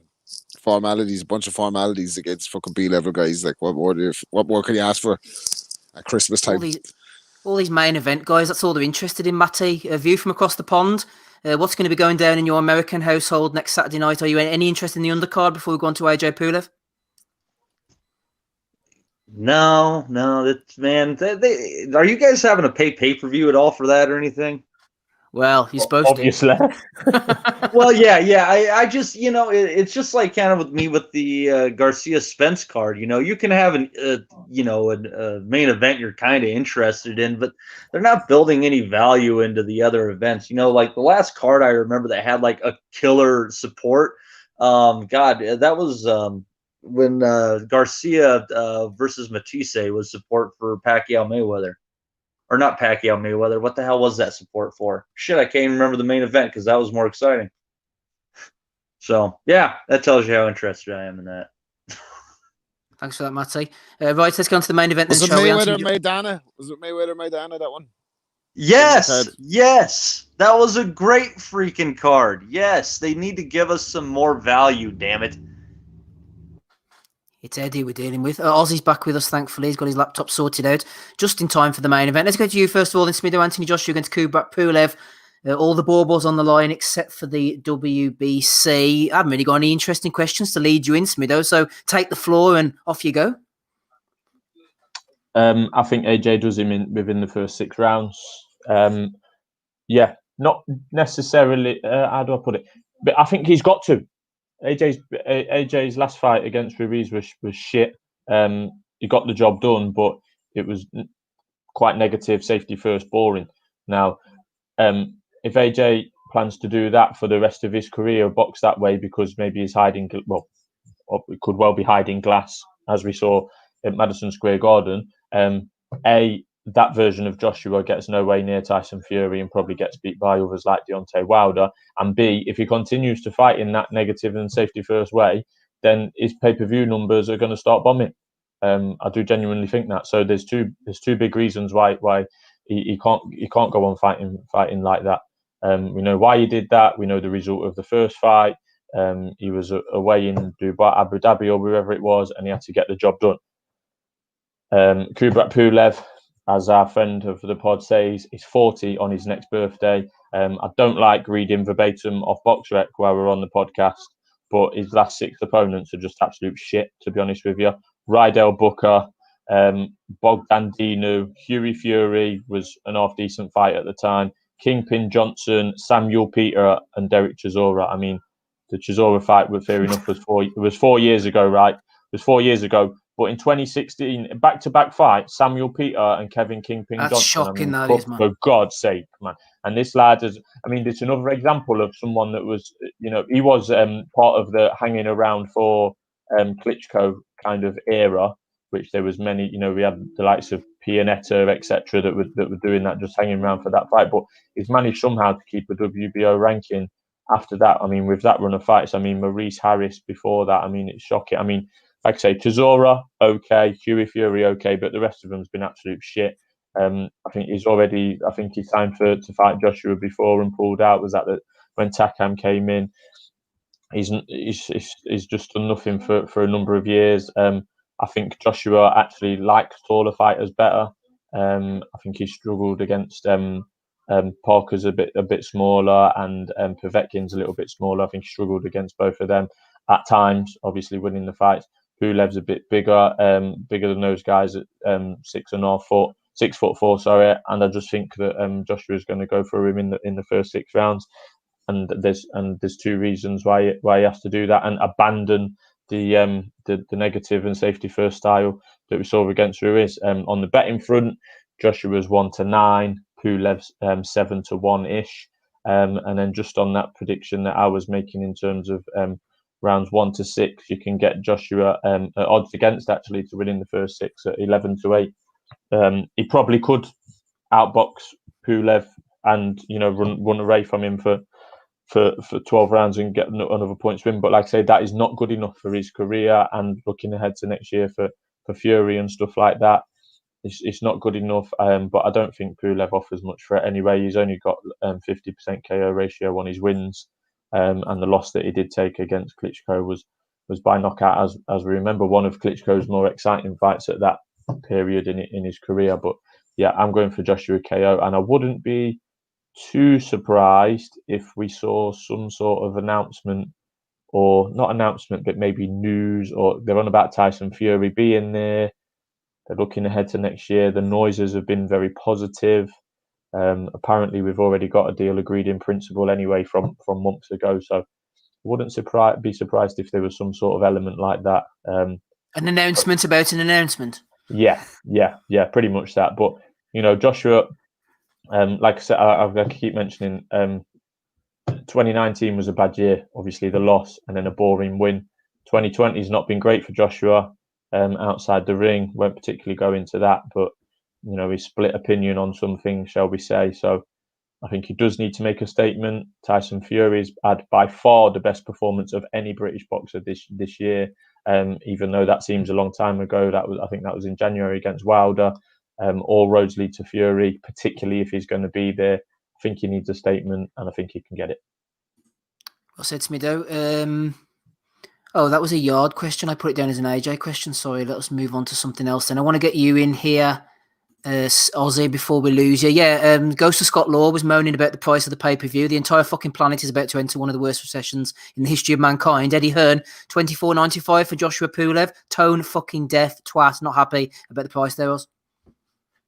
We've been here before, haven't we? With everything to do with pay-per-view prices.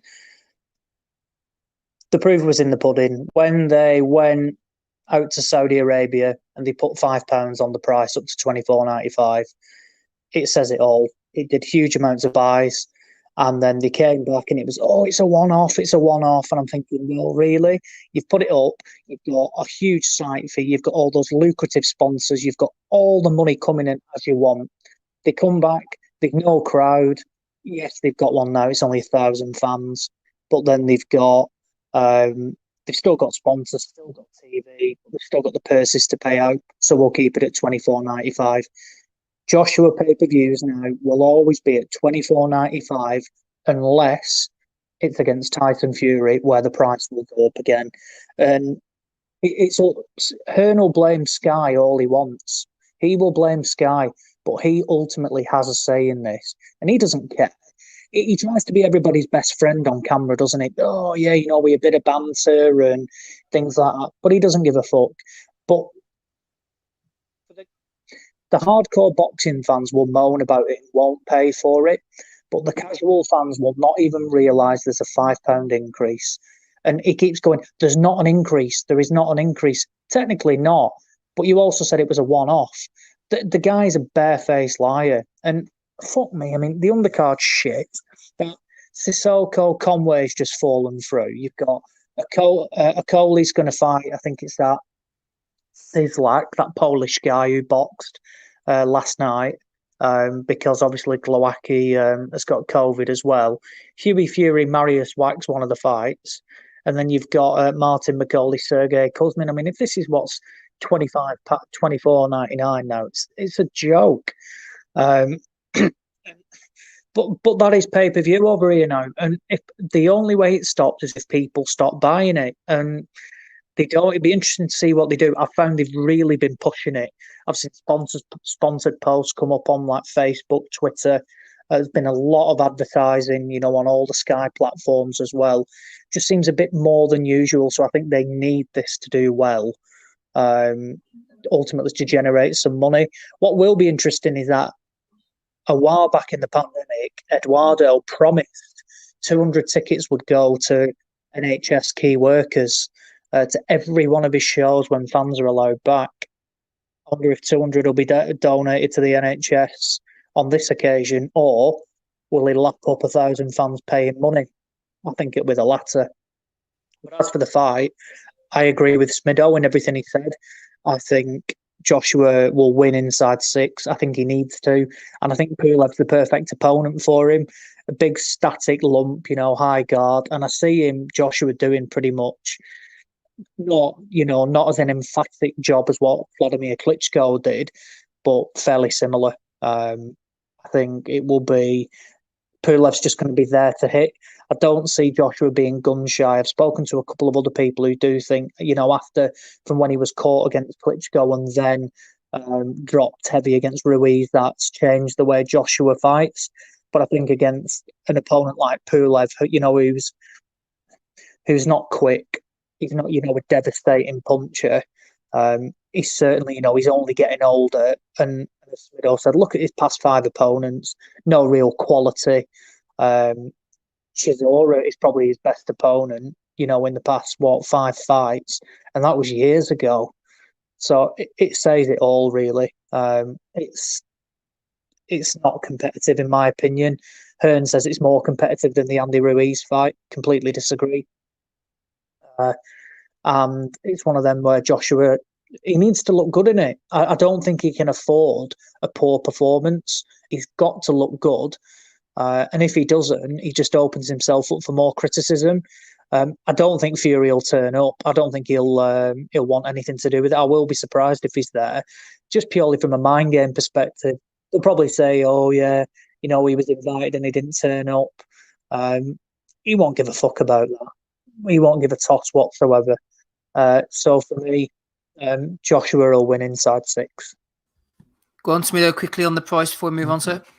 Yeah, I mean, we've covered it. We've covered it, haven't we, so many times? I mean, in this country, they can get away with it because it's Joshua is A and everything else is B, particularly from a matchroom point of view. I think the way that Bean and Fastcar have just tried to both just brush it off as if, Fastcar's got onto this thing about it's not a price increase, and then Mr. Bean was trying to defend it to Unboxing Social with Tebbert, which I thought was a fantastic interview, to be honest. And yeah, the way they've tried to defend it is shocking, to be honest. And like you say, we're in the biggest economic crisis we've had for at least 12 years in this country, and they're trying to get away with this. The undercard's absolute toilet, as we've mentioned, and it's falling to pieces as the day goes by. We've already lost 1.5 fights, possibly 2. I just think it's they're doing it because they can, but people like me just are switching off to it. I mean, gone are the days when I used to go halves. Even when it was 20 quid, I was prepared to go halves, or even on the 15 days with one of my mates, but not anymore. It's shy. And to be honest, Pulev is, like I say, he's not done anything for 5 years. He's not even a name to sell. He's not even a name to justify the 25 quid. The Ruiz the second time round, I do half get it, because the hype that was built round it in terms of the storyline and the rematch and getting his belt back and redemption, and it was such a big shock the first time. We've got none of this time round. We've got none of that this time round. It's just money grabbing bullshit, as always. Grabbing bullshit as always, Rob. Yeah, I suppose it's a damning indictment, isn't it, on the fight, the Pulev's resume, those last few fights. I mean, flip me, the biggest battle he's had has been against few woman Jenny Sushi. I mean, Bogdan Dinu and Kevin Johnson and all these fellas. It's just terrible. I mean, but what about from a stylistic point of view? I mean, he is awkward. He's getting on a bit now. He went for Vlad back in the day, and look what happened to him. He got absolutely banged out cold. What can Pulev do, Rob, in your educated opinion, to put it on AJ? Fuck all. Yeah, no, I mean, look, I think you have to consider the fact that Andy Ruiz was hugely overweight in the rematch, and at times in the fight, very seldom, but at times in the fight, he did ruffle AJ's feathers a little bit and did make him look uncomfortable. So if there is going to be a key to victory for Pulev, he has to stay inside on the 6 rounds and take AJ past 6 rounds, watch his Achilles heel, blowing a gasket, and possibly a little bit chinny. So Pulev can punch. He's not the quickest. He's going to be a sitting duck, you would have to think, for AJ's jab. And I'd see AJ taking him out early. But if Pulev is to win, he has to take him past 6 rounds and then put it on him at some stage and see how he responds, because I think there is still vulnerability there. Worst thing that could possibly happen for boxing is Pulev win this fight somehow and we don't get Fury AJ. But if AJ goes out and he looks good, I mean, it's like Ozzy said, it's best opponent to go out and look good against. I mean, the guy, he's not going to move his fucking head. He's going to stand right in front of him. And you think with his range and his ability and his power, that he should be able to dispose of Pulev, who's been inactive anyway. He's fucking 9 years past the sell-by date, isn't he? So, boxing, it's Jim Watt said it after Tyson got knocked out by Lennox Lewis. One thing you cannot do with boxing is roll back time. And that's just it, like, you know what I mean? So, who knows, man? And who gives a fuck? AJ, in terms of the pay-per-view and stuff, like, I feel the guy's paying there as well. I was one of the main ones, like, buying pay-per-view over the years, like having fight parties, having fellas over and all that, like, and you just feel jibbed so many times. And whoever's going to put their hand in their pocket at the mouth of Christmas and go and spend 25 quid sterling for fucking an undercard like that, and AJ fighting, who, by all accounts, is a fucking no threat in the top 10 of the heavyweights. Like The undercard's Pulev. fucking shocking, Rob, man. The undercard's shocking. He's a bigger threat to fucking women's rights than he is to fucking AJ Pulev, like, isn't he? Remember Aram said that? The commission told me I was slut shaming him. I said she's giving him a lap dance, for Christ's sake. Yeah. Oh man.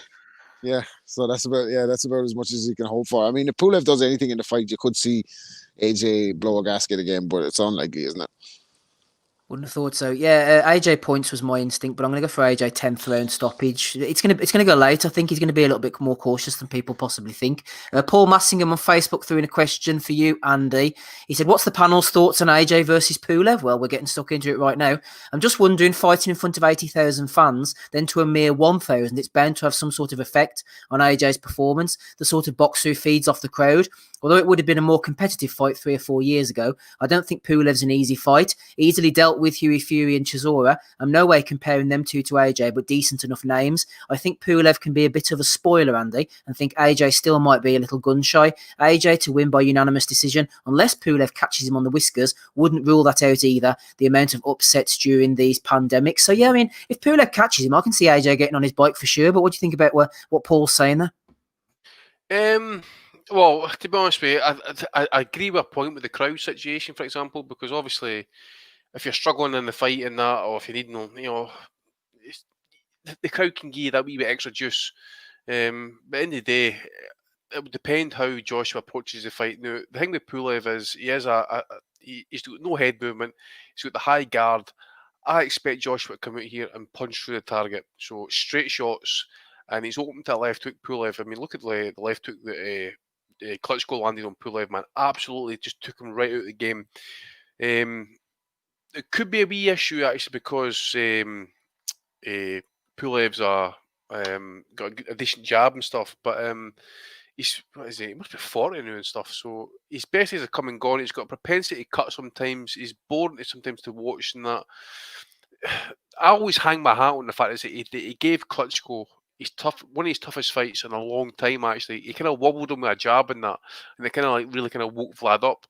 And as the lads were saying, how Joshua approached that Ruiz rematch, and that was one of caution. Decided to box, use his reach, his straight shots and stuff, which is one thing. I think he was kind of very, very wary of Ruiz's punching power and his combination punching. I don't think he's going to have that same issue here with Pulev.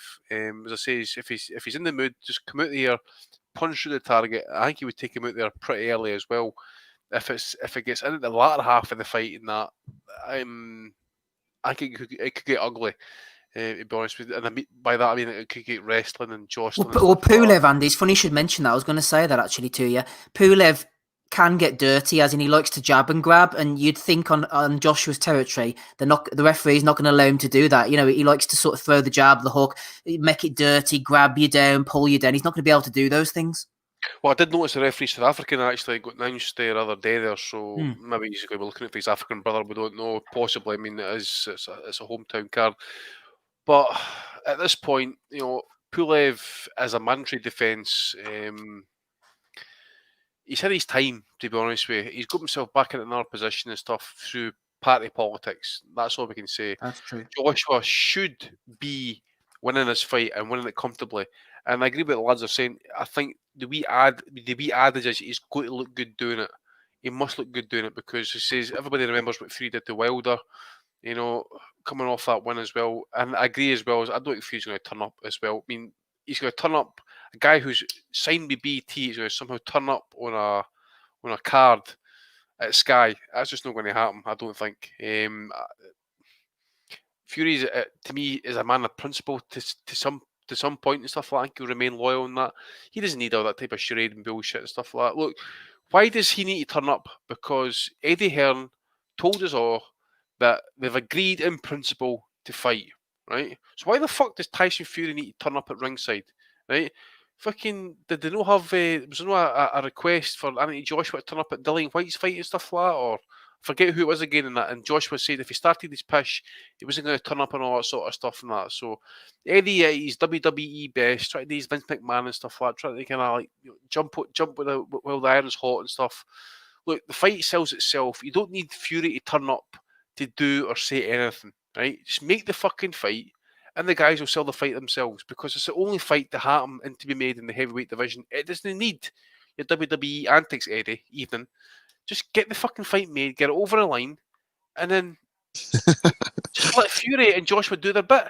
Fury will carry the promotion, and Joshua will do his bit and stuff like that to a point. They'll have a face-off and just have it. Just fucking have it. You know, if it's close, we'll have a rematch. Everybody else gets paid. Eddie's happy, Frank's happy, the two fighters are happy. So just stop all this bullshit, right? End of the day, fighters fight, promoters promote. But we don't need this type of shit. Just get the fucking fight made. Eddie up to his usual as well, because he knows Fury has another fight before AJ. He's not going straight into that fight. Like, he's going to have a warm-up fight. So what's the fucking point of going to stand in the ring with fucking masks on in the fast lot of shit, like, isn't it? Even it. The other thing as well is how the hell, just going back to the Okoli fight, the guy coming in at the bubble, so to speak.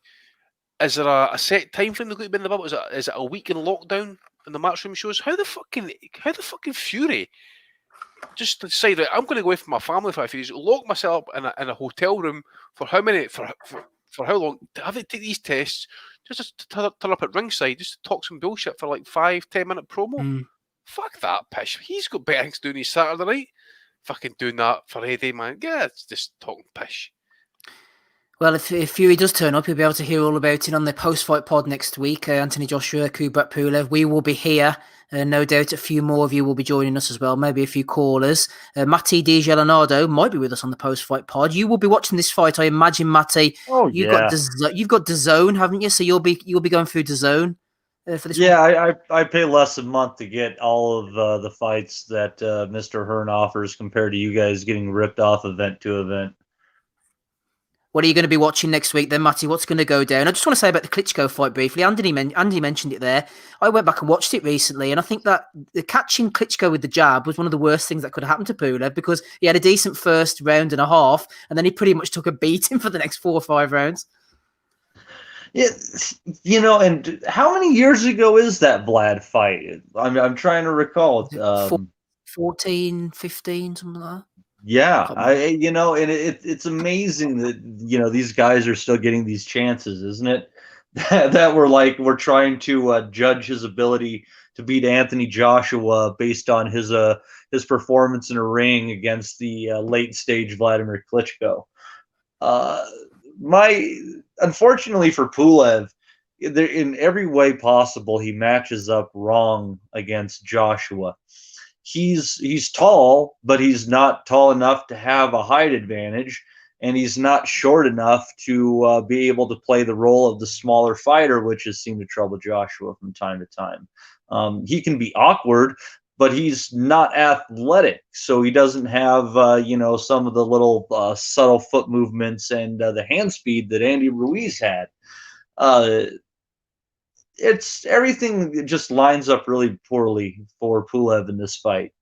And I guess the question is, is it going to be a fight decided on in the front half or in the back half? I really think that's the only question here. Could Joshua get cocky and get caught with a shot? Sure, it's boxing. Anything can happen. We've all seen the craziest ends possible that we never even considered when we were discussing a fight. But the logical thought tells you that this is Anthony Joshua's fight, and it's just a matter of if he wants to step on the gas early and take him out, which I think he has the power to do, and I don't think old Pulev has the punch resistance to handle a much bigger man who can punch. Or if Joshua wants to work behind a jab and make Pulev come to him and wear himself out for the first few rounds and then take him out late. I'd be shocked by a decision. It just kind of depends on what pace Joshua wants to fight at. Well said. Looks like the boys are clean sweep for Anthony Joshua, expecting him to beat Pulev next week. Like I said, Post-Fight Podcast will be coming to you, so don't forget to join us. We'll tweet out the links during the week. Just before we go on to Belly of the Weeks for episode 402, remind you that Rob Kelly's here, Andy Patterson, Matty DJ Leonardo. We've lost Ozzy. Excuse me, Adam Smitho-Smith as well. Quick shout out to our final group of Patreon subscribers over on patreon.com/boxing asylum. Richard Lodder, Slip Digby, Ian Pirry, Sean Nomas Vidal, Jamie D, Red West, Holly Lewis, Holt, Mike Wrigley, Jamie, Davy Man 100, Gary Lockwood, Matthew Reynolds, Matt, Kevin Crawford, Niall Walsh, Cameron, Greg Cross is back with us, and so is Kieran. Welcome to you, sir. Yes, we're moving on to the Belly of the Week now for episode 402. Just before we get stuck in, let's play a little intro clip, shall we? What should we play tonight? That's the thing. Well, oh, hang on. Is that the Crying like a little bitch. Yeah, the late Gabe there. Pressed the wrong button, but we always like hearing from Gabe, don't we? Let's go on to this one, shall we? You in this boxing asylum, whatever you're called, right? You see, you must be the most bored man on planet Earth, because what you do is you sit and talk about what the fuck I do. Remember this, right? What you talk about, I do. I do it. You talk about it, I do it. So that gives me the right to say whatever I want about what I do. It doesn't give you the right because you don't do it. Now, if you show me a video of you doing it and doing it at the level I do it at, then maybe you can have a say. But remember this, I fight, you watch. It's that simple. That's all it's about. I fight, you watch. No one gives a shit about what you say or what you do, but they give a shit about me because I fight. I don't watch. Simple as that. Your podcast isn't worth a carrot. I don't give a shit what you say, what you do. If you've got something to say to me, I'm not hard to find. I'm usually on the front row of boxing events. Come and say hello, or come and say to me what you'd say to me on your daft podcast. But remember this, I get more views with a fart than what you get with a 2-hour podcast. On that note,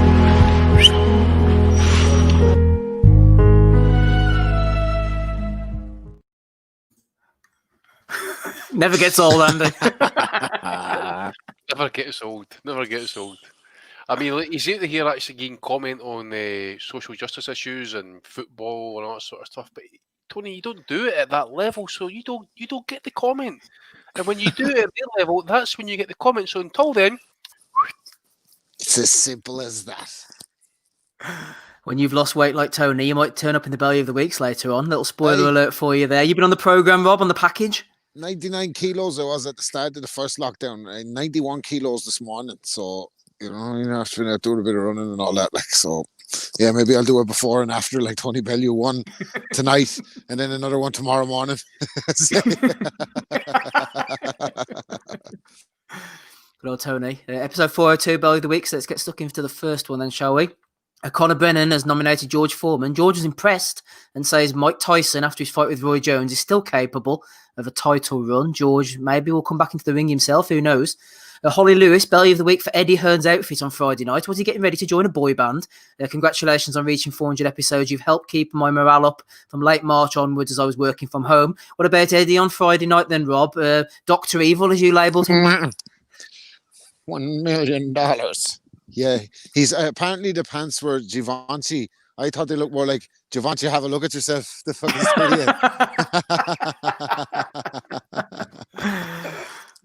bit of Javonta there from Eddie. Who was this? I can't remember now. I think it might have been Liam Jordan, actually, talking about Bean. If or when Callum Smith takes the belts off Canelo, it sets up 2 unbelievable fights with Eubank and Billy Joe Saunders. Fuck off, bait Bean, says Liam Jordan. Leon the Canteen has nominated Anthony Yarde, hands down, deluded and embarrassing, and a bad sore loser. Dossers in the camp, says Leon. Terry Woodfine has nominated Jamie Pigeon. Curtis Woodhouse said, feel sorry for Yarde.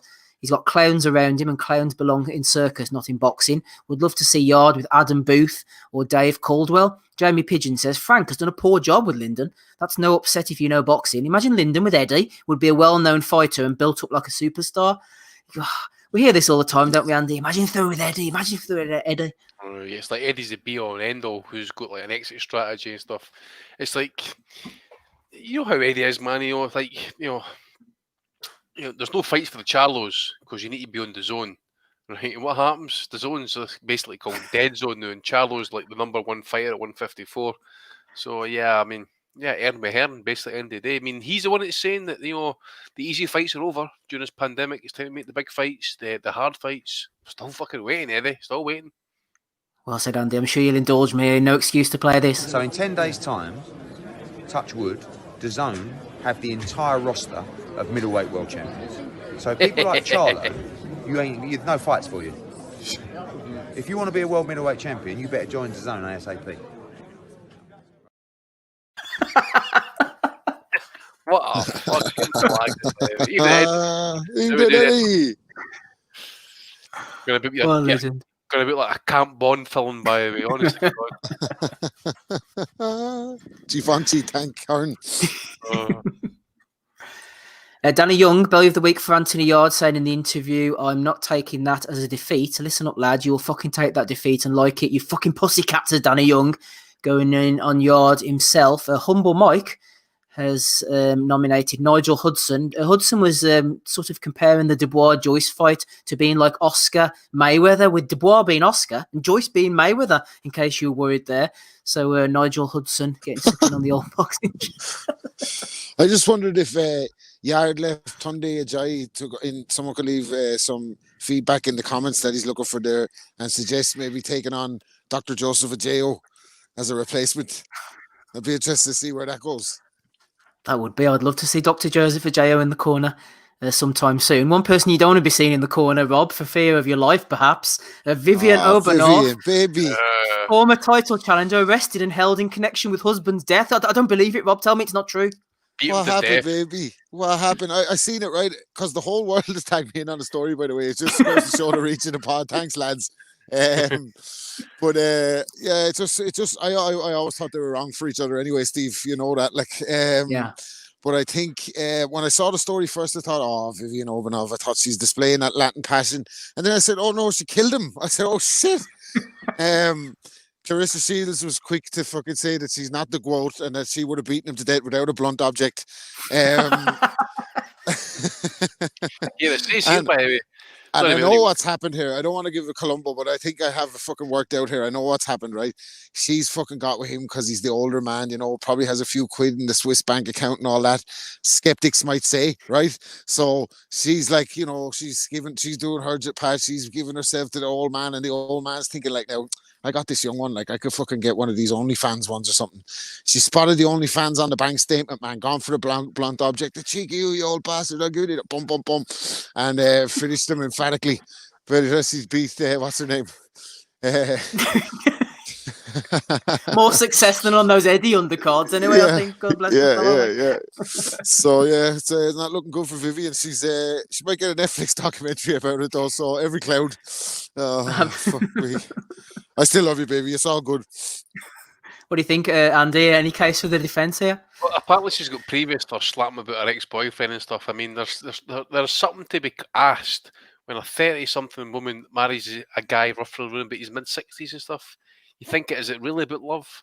Is it really about that companionship? Or is it just really about that, what makes the world go round? Cash. All about the Benjamins, baby. All about the greenbacks, Free the Obanov. The boys are in support of Vivian.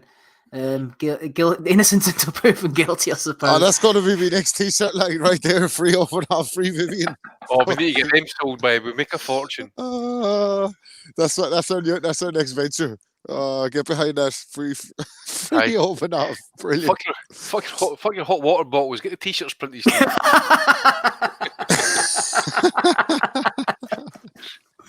Good old Vivian. It's getting worse here on Belly of the Weeks. Johnny Clash has nominated Scott Baker. He was having a discussion with Tony Bellew and Johnny Walker talking about Billy Joe Saunders' performance on Friday night. He obviously didn't listen in on the post-fight pod. He says, I don't know, mate. Billy Joe Saunders is so slick. So he kept leaving his right glove down tonight, which won't fly with Canelo's left hook. But Billy Joe Saunders can be unbeatable with little mistakes when he's up for it. And this is where it gets interesting. His movement reminds me of a southpaw Joy Jones Jr. in his prime. Power's his issue. Triple J. Triple J. Old Joy, remember them days, Andy? Joy Jones, the way she was. But I know he's obviously referencing to Roy. I don't know what's worse, the typo or the fact that he's calling Saunders a Southpaw Roy Jones. I know there is zero fucking resemblance of any type of even skin colour could fucking say he's anything. Right? His hooks, his engine, his foot movement is nothing resembling Joy Jones Jr. Triple J. To be fair, I mean, Billy Joe thinks he's as good as Roy Jones Jr., so there's at least another person to agree with this statement out there.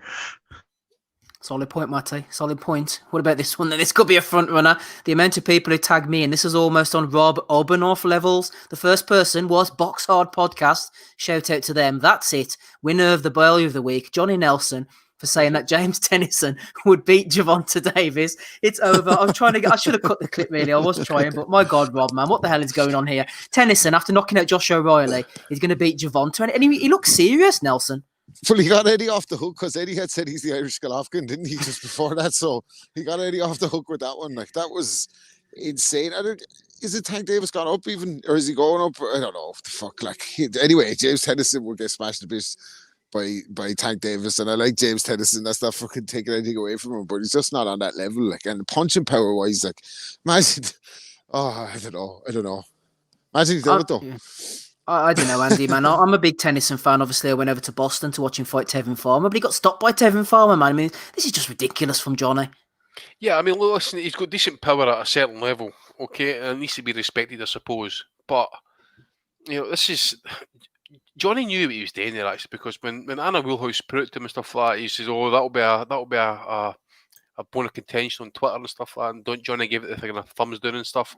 He knows what he's doing, but at the same time, you know, that was meant to be a world title eliminator at 135 for a WBA title. That deserved a nomination. But Johnny Nelson to say that he beats Tank Davis is an absolute disgrace, absolute shambles. Tennyson has shown nothing above his level, probably, European? I mean, Tevin Farmer stopped him, for Christ's sake. I mentioned it during the post-fight pod. But he got 2-3 knockouts or whatever it is. Absolutely schooled him. And all of a sudden, he's the Irish Golovkin. And listen, there's no debating that he's got power, as I say, he's at a certain level. But, you know, when you go up in class against world-class fighters and that, you know, that power gets negated because they know how to handle it, know how to roll with it, they know how to block it. Right, and if you've got nothing really outside your power, then you're onto plums. You're relying on absolutely nothing. You're relying on a shot like Garcia was trying to rely on that left hook last night. That's never going to materialise because the guys know what you're going to do. They'll just block it off. That's all they do. Tennyson, again, WB rankings are trash, right? But come on, Christ, man, can you imagine that? Can you imagine if he got a title shot against Teofimo Lopez? What Lopez would do to him? I'm trying to be respectful here, but come on, man. Lopez would absolutely destroy him. Johnny, a solid front runner. It's going to be hard to beat, but some people are trying.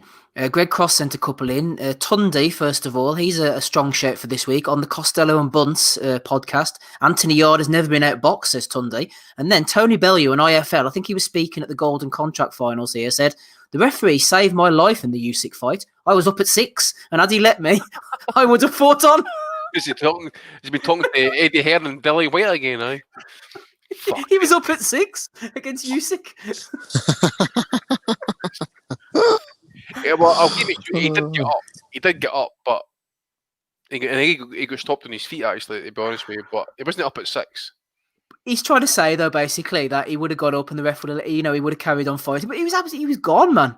He was concussed, the fuck. He was saying, like... Do you remember in the podcast? Yeah. Alexander. He was searching for his words for, like, fucking half an hour. Oh, Bellew. Love a bit of Bellew talk. Bit of sympathy here for me and you, Andy, for Lyndon Arthur.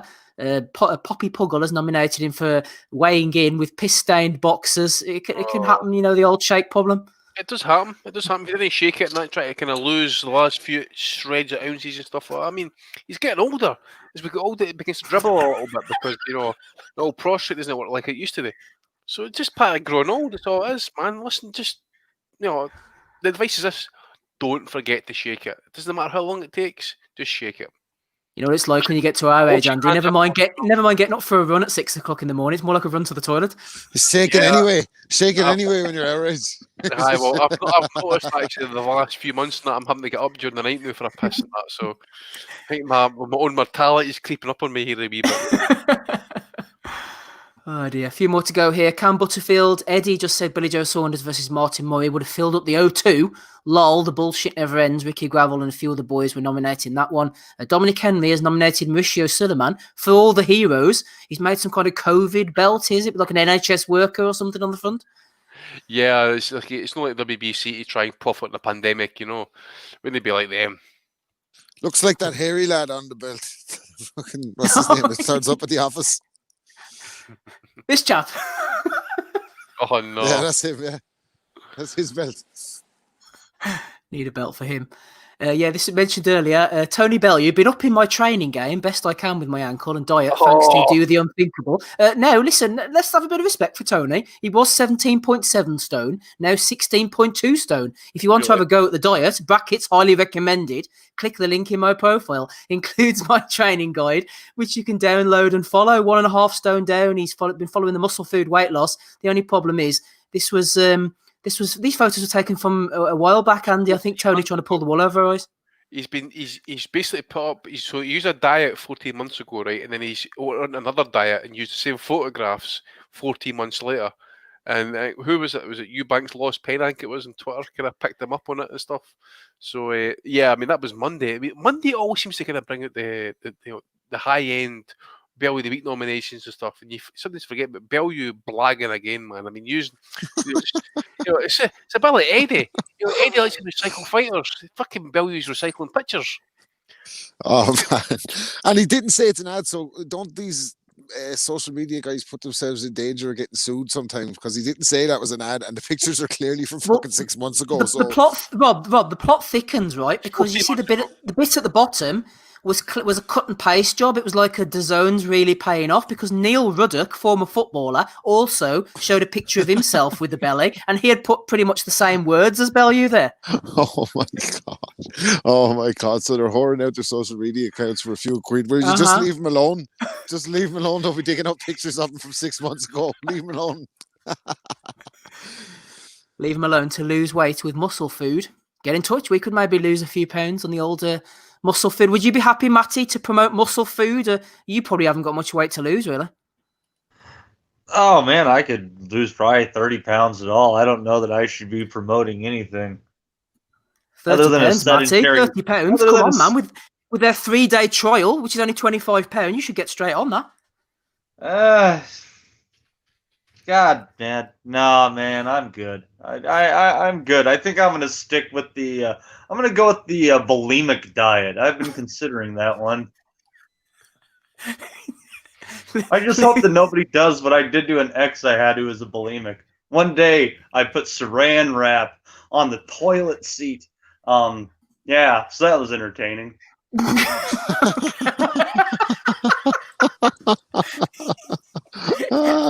He's taking us in new directions, it's fair to say. Well, okay, let's move on. Clarissa Shields has been nominated. No, it's the ESPN reporter, Brett Okamoto, for misgendering the real deal, Holyfield, quote, Clarissa Shields. I've been having to think about Clarissa, actually, Matty. The way she keeps on going on about moving over and beating up all these men. And she's only got like 2 knockouts, so she's not really knocking out women at the moment. So, I mean, if she was an explosive knockout artist and she had the proven power, I'd say, fair enough, go and fight Rocky Fielding. But she's not even blasting out the women, Matty, so I'm not sure how she would fare if she moved over. Oh, I think they'll probably would do it like the tennis match with the Billie Jean King. I can't even remember the name of the damn guy that she played. You know, it wasn't like he was a major champion or anything, like that. They grabbed like, the 100th ranked guy in the world kind of thing. So I imagine, if she ever decided, hey, let's do it as a stunt or whatever, they'll pull some guy up from a couple of weight divisions below her with, that has a winning record, but they got their winning record at 126 pounds, and that will be her foray into fighting men, and it will be whatever it is. Looking forward to seeing that. Brett Okamoto has been nominated, though. Charlie Hazlitt asking DAZN, is Joshua Pulev free if you subscribe? DAZN Help came in and helped him out. Joshua Pulev will not be available on DAZN in the UK, but you can catch Ryan Garcia versus Luke Campbell 1 week earlier, and lots more upcoming fights. Barry L's nominated them for that. Of course, the Luke Campbell-Ryan Garcia fight's been moved, so DAZN's descent into Setanta Sports territory continues. John Swan put this up earlier as a question. I'm going to put it in Bellew of the Week's. Tunde Ajayi.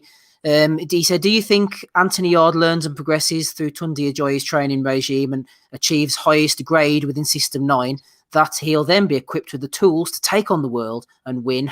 #Lions in the camp. I've left this for this point, Andy, because Tunde in this System 9, he's got to get a nomination, hasn't he? And the guy's been on an absolute mare recently, and everyone's saying that Anthony Yarde should drop him, and I think a Bellew of the Week nomination might cheer him up for the week. No, because he ended up blocking us, and I didn't want him to block me on Twitter because he's actually quite, entertaining, because he comes up with some bullshit and that. And I can get on with that, but I've learned something new. I can't troll people as much now on Twitter because they take it too sensitive. And Tunde's one of the guys that only positive feedback required here, right? So, as I say, look, Yarde's buying into this bollocks, this lines in the camp stuff and that. He's got to go. He's just got to go. It's not going to work for him. It's just not going to work. I mean, he's still, that was a Commonwealth title fight there last night. Okay, maybe the situation kind of like brought it forward and that, but these are the fights he should have been having coming up before Kovalev. And now he's back at that fucking same level and stuff like that. He's still the same trainer, same mantras, no sparring. System 9 malfunctions for a second time and stuff. And as I say, if he loses the rematch, where does he go for there? It's a total rebuild. It's not looking good for Anthony Yarde. It's not looking good for Tunde either. Positive feedback only. Well, Kung Flu Fighter has nominated him. Yarde said in the corner, I'm struggling to get inside the jab. I can't close the distance and get my shots off. What shall I do? Tunde, Lions in the camp. So there we go. It's still working for him. I'm glad that actually they broke it down what Yarde said and what prompted Tunde to come out with that. I mean, come on, fuck. So what does he mean? Like, just get out your cage and attack him like Chris Algier against Manny Pacquiao did, and then he got fucking dropped like 5 seconds later? I don't know. Yeah, Tim Lane, those are the days. Joe Kennedy, I haven't seen him in the chat tonight, but I hope you're well out there, Joe. Manuk Akopian was talking about an interview he did with Danny Garcia. Danny Garcia told me in a boxing scene interview that he was already a Hall of Fame fighter before he decisioned Ivan Redkach in January. Do you agree? They were mentioning this on the way into the ring as well, Andy, saying, Danny Garcia, Hall of Fame resume. I'm not really big on the Hall of Fame. No, you're not too bothered about it either. It's been pretty much watered down. But Garcia, he's been a good fighter. He's been a solid fighter. He's won world titles, just fell short at times. In any reasonable Hall of Fame where you're putting up the best of the very best, he wouldn't make it for me. No, definitely no. I mean, but there was a period in that when he was fighting named fighters, maybe slightly. Oh, definitely it's past. I mean, Morales was past his prime. Judo was past his prime. I remember the Matisse fight. Matty would probably come onto that one if he wants, but the Matisse fight was the one that would be expected, or at least some is expected, that Matisse was going to beat him. And in the end, it was a kind of closest fight in that, but Garcia basically kind of put a bit of beating on him, kind of swole the eye shut, stuff like that. He definitely lost to Herrera, in my opinion. The Rod Salka fight would always, for time immemorial, get fucking glanced as a absolute mismatch. Lamont Peterson potentially should have got the decision. And then he goes up to 147, and this is where it kind of doesn't hold weight for me. You talk about a fighter who's going to be an ATG or a Hall of Famer.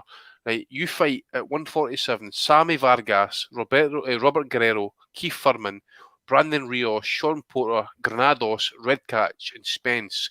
Now, Thurman, Porter, and Spence, you lose these 3, but you beat the rest. The rest are maybe C-level fighters or washed, right? And I mean, right, Rios and Guerrero at that point, who, you knocked out one and you went the distance with the other. No, he's had a good career. He's made good paper, but I don't even know if he makes into the Hall of Garcias. To be honest, why? But to be honest, look, if he ends up on the ballot, good and well. He's not going to be a first ballot. It'll be 3rd, 4th, 5th, maybe a 6th recycled ballot in that. So he might get it at some point, but it's not going to be a first time one. And as you say, the Hall of Fame is diluted. I mean, Gatti's in there because of his popularity, not because he was a world class fighter.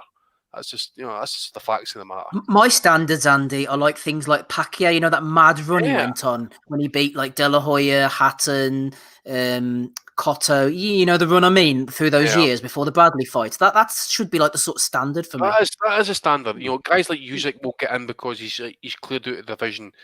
I'm trying to think about light heavyweight off the top of my head. Maybe Ward will definitely get in when he's eligible. He also has an amateur background that's worth considering too when it comes to Andre, though, even if you think his pro career was short. Yeah, but I really don't put so much stock in the amateur game and stuff because the pros is the pros, and this is what we're voting on. I mean, the Hall of Fame. Well, then is Lomachenko a Hall of Famer? If you consider his amateur credentials, you have to make him a Hall of Famer. I think it's 3-weight world champion as well, though.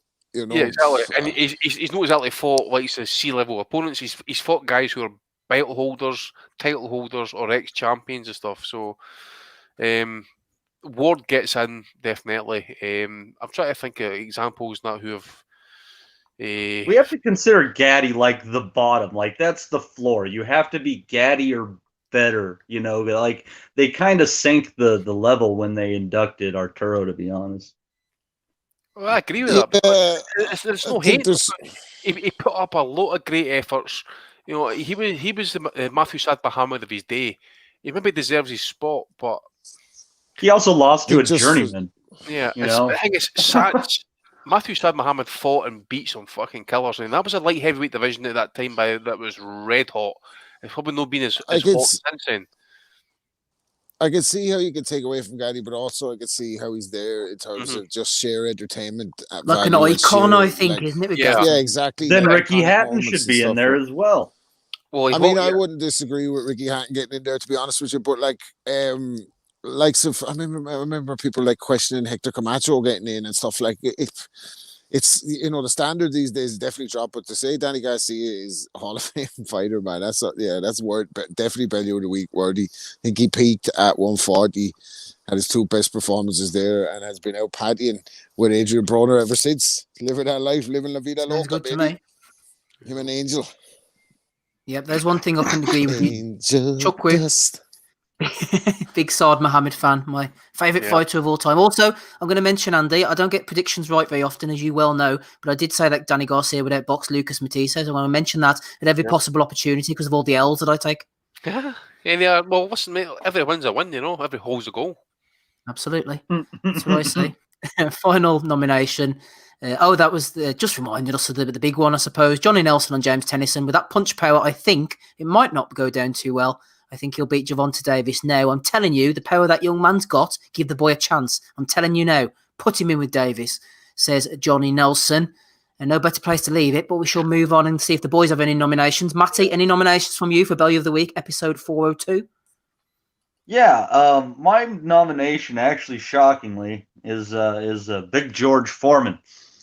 I love Big George, but he said in an interview with USA Today regarding the Mike Tyson-Roy Jones Jr. fight, specifically regarding Mike Tyson, if he gets in shape like he's in now, gets his timing back, and all the other things fall into place, he can have an opportunity to fight for the title. If he can be managed right, the right champion will come to him, and if the right one comes, he can knock him out, Foreman told USA Today. Matty, can I add something into that? Because I remember back in 2006, sadder that I am, the great heavyweight Axel Schultz returned to the ring against Brian Minto, ready to make a glorious rerun back to world title glory. And a host of legends, including Evander Holyfield and George Foreman, appeared on the screens as Schultz made his way into the ring. And Foreman said something along the lines of, "If you go out and win this and get the title back, you're going to go down as the greatest there ever was." Schultz lost in 5 rounds to Brian Minto and never boxed again. Brian Minto, man. That'll take you back. That guy got you talk about a guy that got the best out of what he had, man, as far as making money. Jesus Christ, the opportunities that dude got. That's George Foreman for you. Go ahead, Andy. Any nominations from you? You seem to have thrown something in, but I'll give you the chance to throw your nominations in. Apparently, Chuck was not happy about my comment about Gatti. He says Matthew Sad Muhammad's much better than Gatti. Right? Well, that's what I said, didn't I? I mean, he's telling me to lay off Fell the pipe. asleep, in fairness to him. Fell He's telling asleep. me to lay off the fucking pipe. Listen, go and watch that era 175, right? And then come back to me and tell me that Gatti fought better opposition and beat better opposition. Shut the fuck up, Chuckwood. Get off your fucking night shift and go to sleep. I fell asleep. Ben Faruqi's just basically said, let us know that Floyd Mayweather's put out on Instagram that the Logan Paul exhibition's happening on February 20th. Oh, so that's the dumbest thing ever. I have no idea what's happening. Steve, cheers for the let us know title watch. Mikhail Sislak in Poland last night fighting. Is it Taylor Mabike? Yeah. Or a title just emblazoned champion. It was the most generic Argos catalogue belt you've ever seen, wasn't it? Oh, it was absolute shit. So yeah, Sislak won that fight by I think it was 5-6 round knockout. Tony Bellew again for saying that he's talking about Saunders against Murray on Friday night. He says both technically very good. Martin Murray's looking really well and very sharp. Billy is so slick and relaxes at all times when he's in there. Really good boxing match. This is only going to get better as the pace increases, in my opinion. Yeah. Oh my god. Simple as that, Tony. Ebony Bridges putting out her tweet there. You know, she's en route to dinner, getting those memories out, by the way. But don't dare comment on them, by the way. You know, Eddie Hearn would be. It's just basically she's trying too hard with that kind of tweet, basically. 63-year-olds, watch out. Yep. Ian John Lewis for that scorecard. Again, as I say, it's pretty much pointless, you know, shouting out about it because the board will close ranks. Nothing to see here. Investigation found nothing, and Lewis remains in place. You know, just another utterly incompetent official. So he is. Frank Warren as well, actually, for you know, doubles down. I don't know what it is with Frank Warren these days. Actually, he's doing this that shoulder roll thing he does pretty much, you know, but he's doing it more times than fucking Floyd and James Toney does, like in a fight combined, you know. So, but he's basically kind of, you know, called out Eddie, and basically also said that, you know, he'll actually let them see the test results of Daniel Dubois' X-ray, and at the same time says that he wants to see Dillian White's B sample. Oh yeah, that was a good one. That. So I'll put Frank in for that one as well. Well, I think you're right, Andy, in terms of fundamentals. Like, you see, we're seeing a lot of stuff with head movement over the last 2 weeks. You see Dubois, lack of head movement. Danny Garcia, lack of head movement. Obanov's ex, lack of head movement there, clearly. So, you know, so get back to the fundamentals. Prison rules indeed. Any nominations from you, Rob, before we get out of here? It's got to be Vivian now. I'm sorry to say she's gone down to pound for pound number 2. It's all about Jessica McCaskill now, unfortunately. I don't think Ebony Bridges has shown enough form to make the top 5, but Vivian, how could you do it like that, baby? That Latin temper and all. It's all cute and it's all fucking fun in games till somebody's skull is smashed all over the fucking bathroom floor. And you're going to be the star of a Netflix thriller. Vivian Obanov, where did it all go wrong? Vivian Obanov getting nominated for Andy. It's got to be Johnny Nelson for me, Andy. Who are you going for? It's a shout out between Nelson, Hearn for his comments about Dubois, and what was the other one? Tunde, Bellew. They've all the big players have been out this week. I'm going to go for the ultimate blagger in this game, Tunde Ajayi. I'm going to go for Tunde. In fact, you should put Yarde up as well for his post-fight interview as well, because that was just sheer Cam Newton-esque after Super Bowl and stuff like that. Lions in the camp, but no, I'm going to go for Tunde. Wow, it's getting interesting now. Obanov, Tunde and Johnny Nelson have all been nominated. Matty, you could make it a 4-way tie or settle this all on your own. The power is in your hands. Oh, man, I nominated Big George for a reason. What the hell does he have against Mike that he's trying to get that old man's ass kicked? That Big George, man, Big George. There we go then. There is no winner. We've all picked somebody different. I thought Johnny Nelson might be a shoe-in this week, but it's a 4-way tie. We'll give them the WBA Roll of Honour, maybe, shall we? An interim. Oh, yeah, that's a good point, actually. Well, not that we should be getting into this now, but I noticed Ryan Garcia and Luke Campbell are fighting for the interim WBC title. So is that the title below Haney's title, which is the title below Lomachenko's title? What? Anybody want to... No, it's a title below Lopez's title. I think he's got the franchise title now. Oh, Lopez, sorry, not Lomachenko, yeah, of course. So Haney's got the What did he win? Was it the interim belt? Sorry, So he had the interim, but he must have been upgraded to champion when he fought Gamboa, and now they've decided to have Campbell and Garcia for the interim. What the fuck do you need an interim for when the guy just got upgraded to the actual champion a couple of months ago? You just had a fucking fight that ended in a draw last week between Tyson and Jones, and both got belts off the back end of that shite. So what? I mean, look, they're bringing out belts named after a young kid said his sister get mauled for a dog. They're putting nurses on their belts and stuff. Just trying to kind of earn off a pan. I don't know, man. Why can't the interim just be the number one contender? I mean, like that. There shouldn't be any title for that. Like whatever they consider the interim should just be the number one contender for the fucking title. The fucking bell end as well. Suleiman's sitting there ringside last night at the Spence fight with his belt sitting on the fucking table, full display, where he's got his fucking face mask, WBC right across it. He's a walking advert. That's what the fucking cunt is. Okie doke, let's finish up for the evening then. Thank you to everybody who's joined us. Episode 402, back with a bang, 2.5 hours for you there. Rapping Rob Kelly's been on the call with us as always. Good to hear from him. Andy Patterson. We've had Ozzy Smith, who left us earlier, and Adam Smido Smith as well. Yes, as I said earlier, we will be back for a post-fight pod on Saturday evening. Anthony Joshua against Kubrat Pulev. Also previewing the big Canelo-Callum Smith fight next Sunday. I shan't be in the hot seat, but we'll be going old school, back to the original days. Matty Diaz, Leonardo, Coke and Hookers lined up for next week. You will be the main man.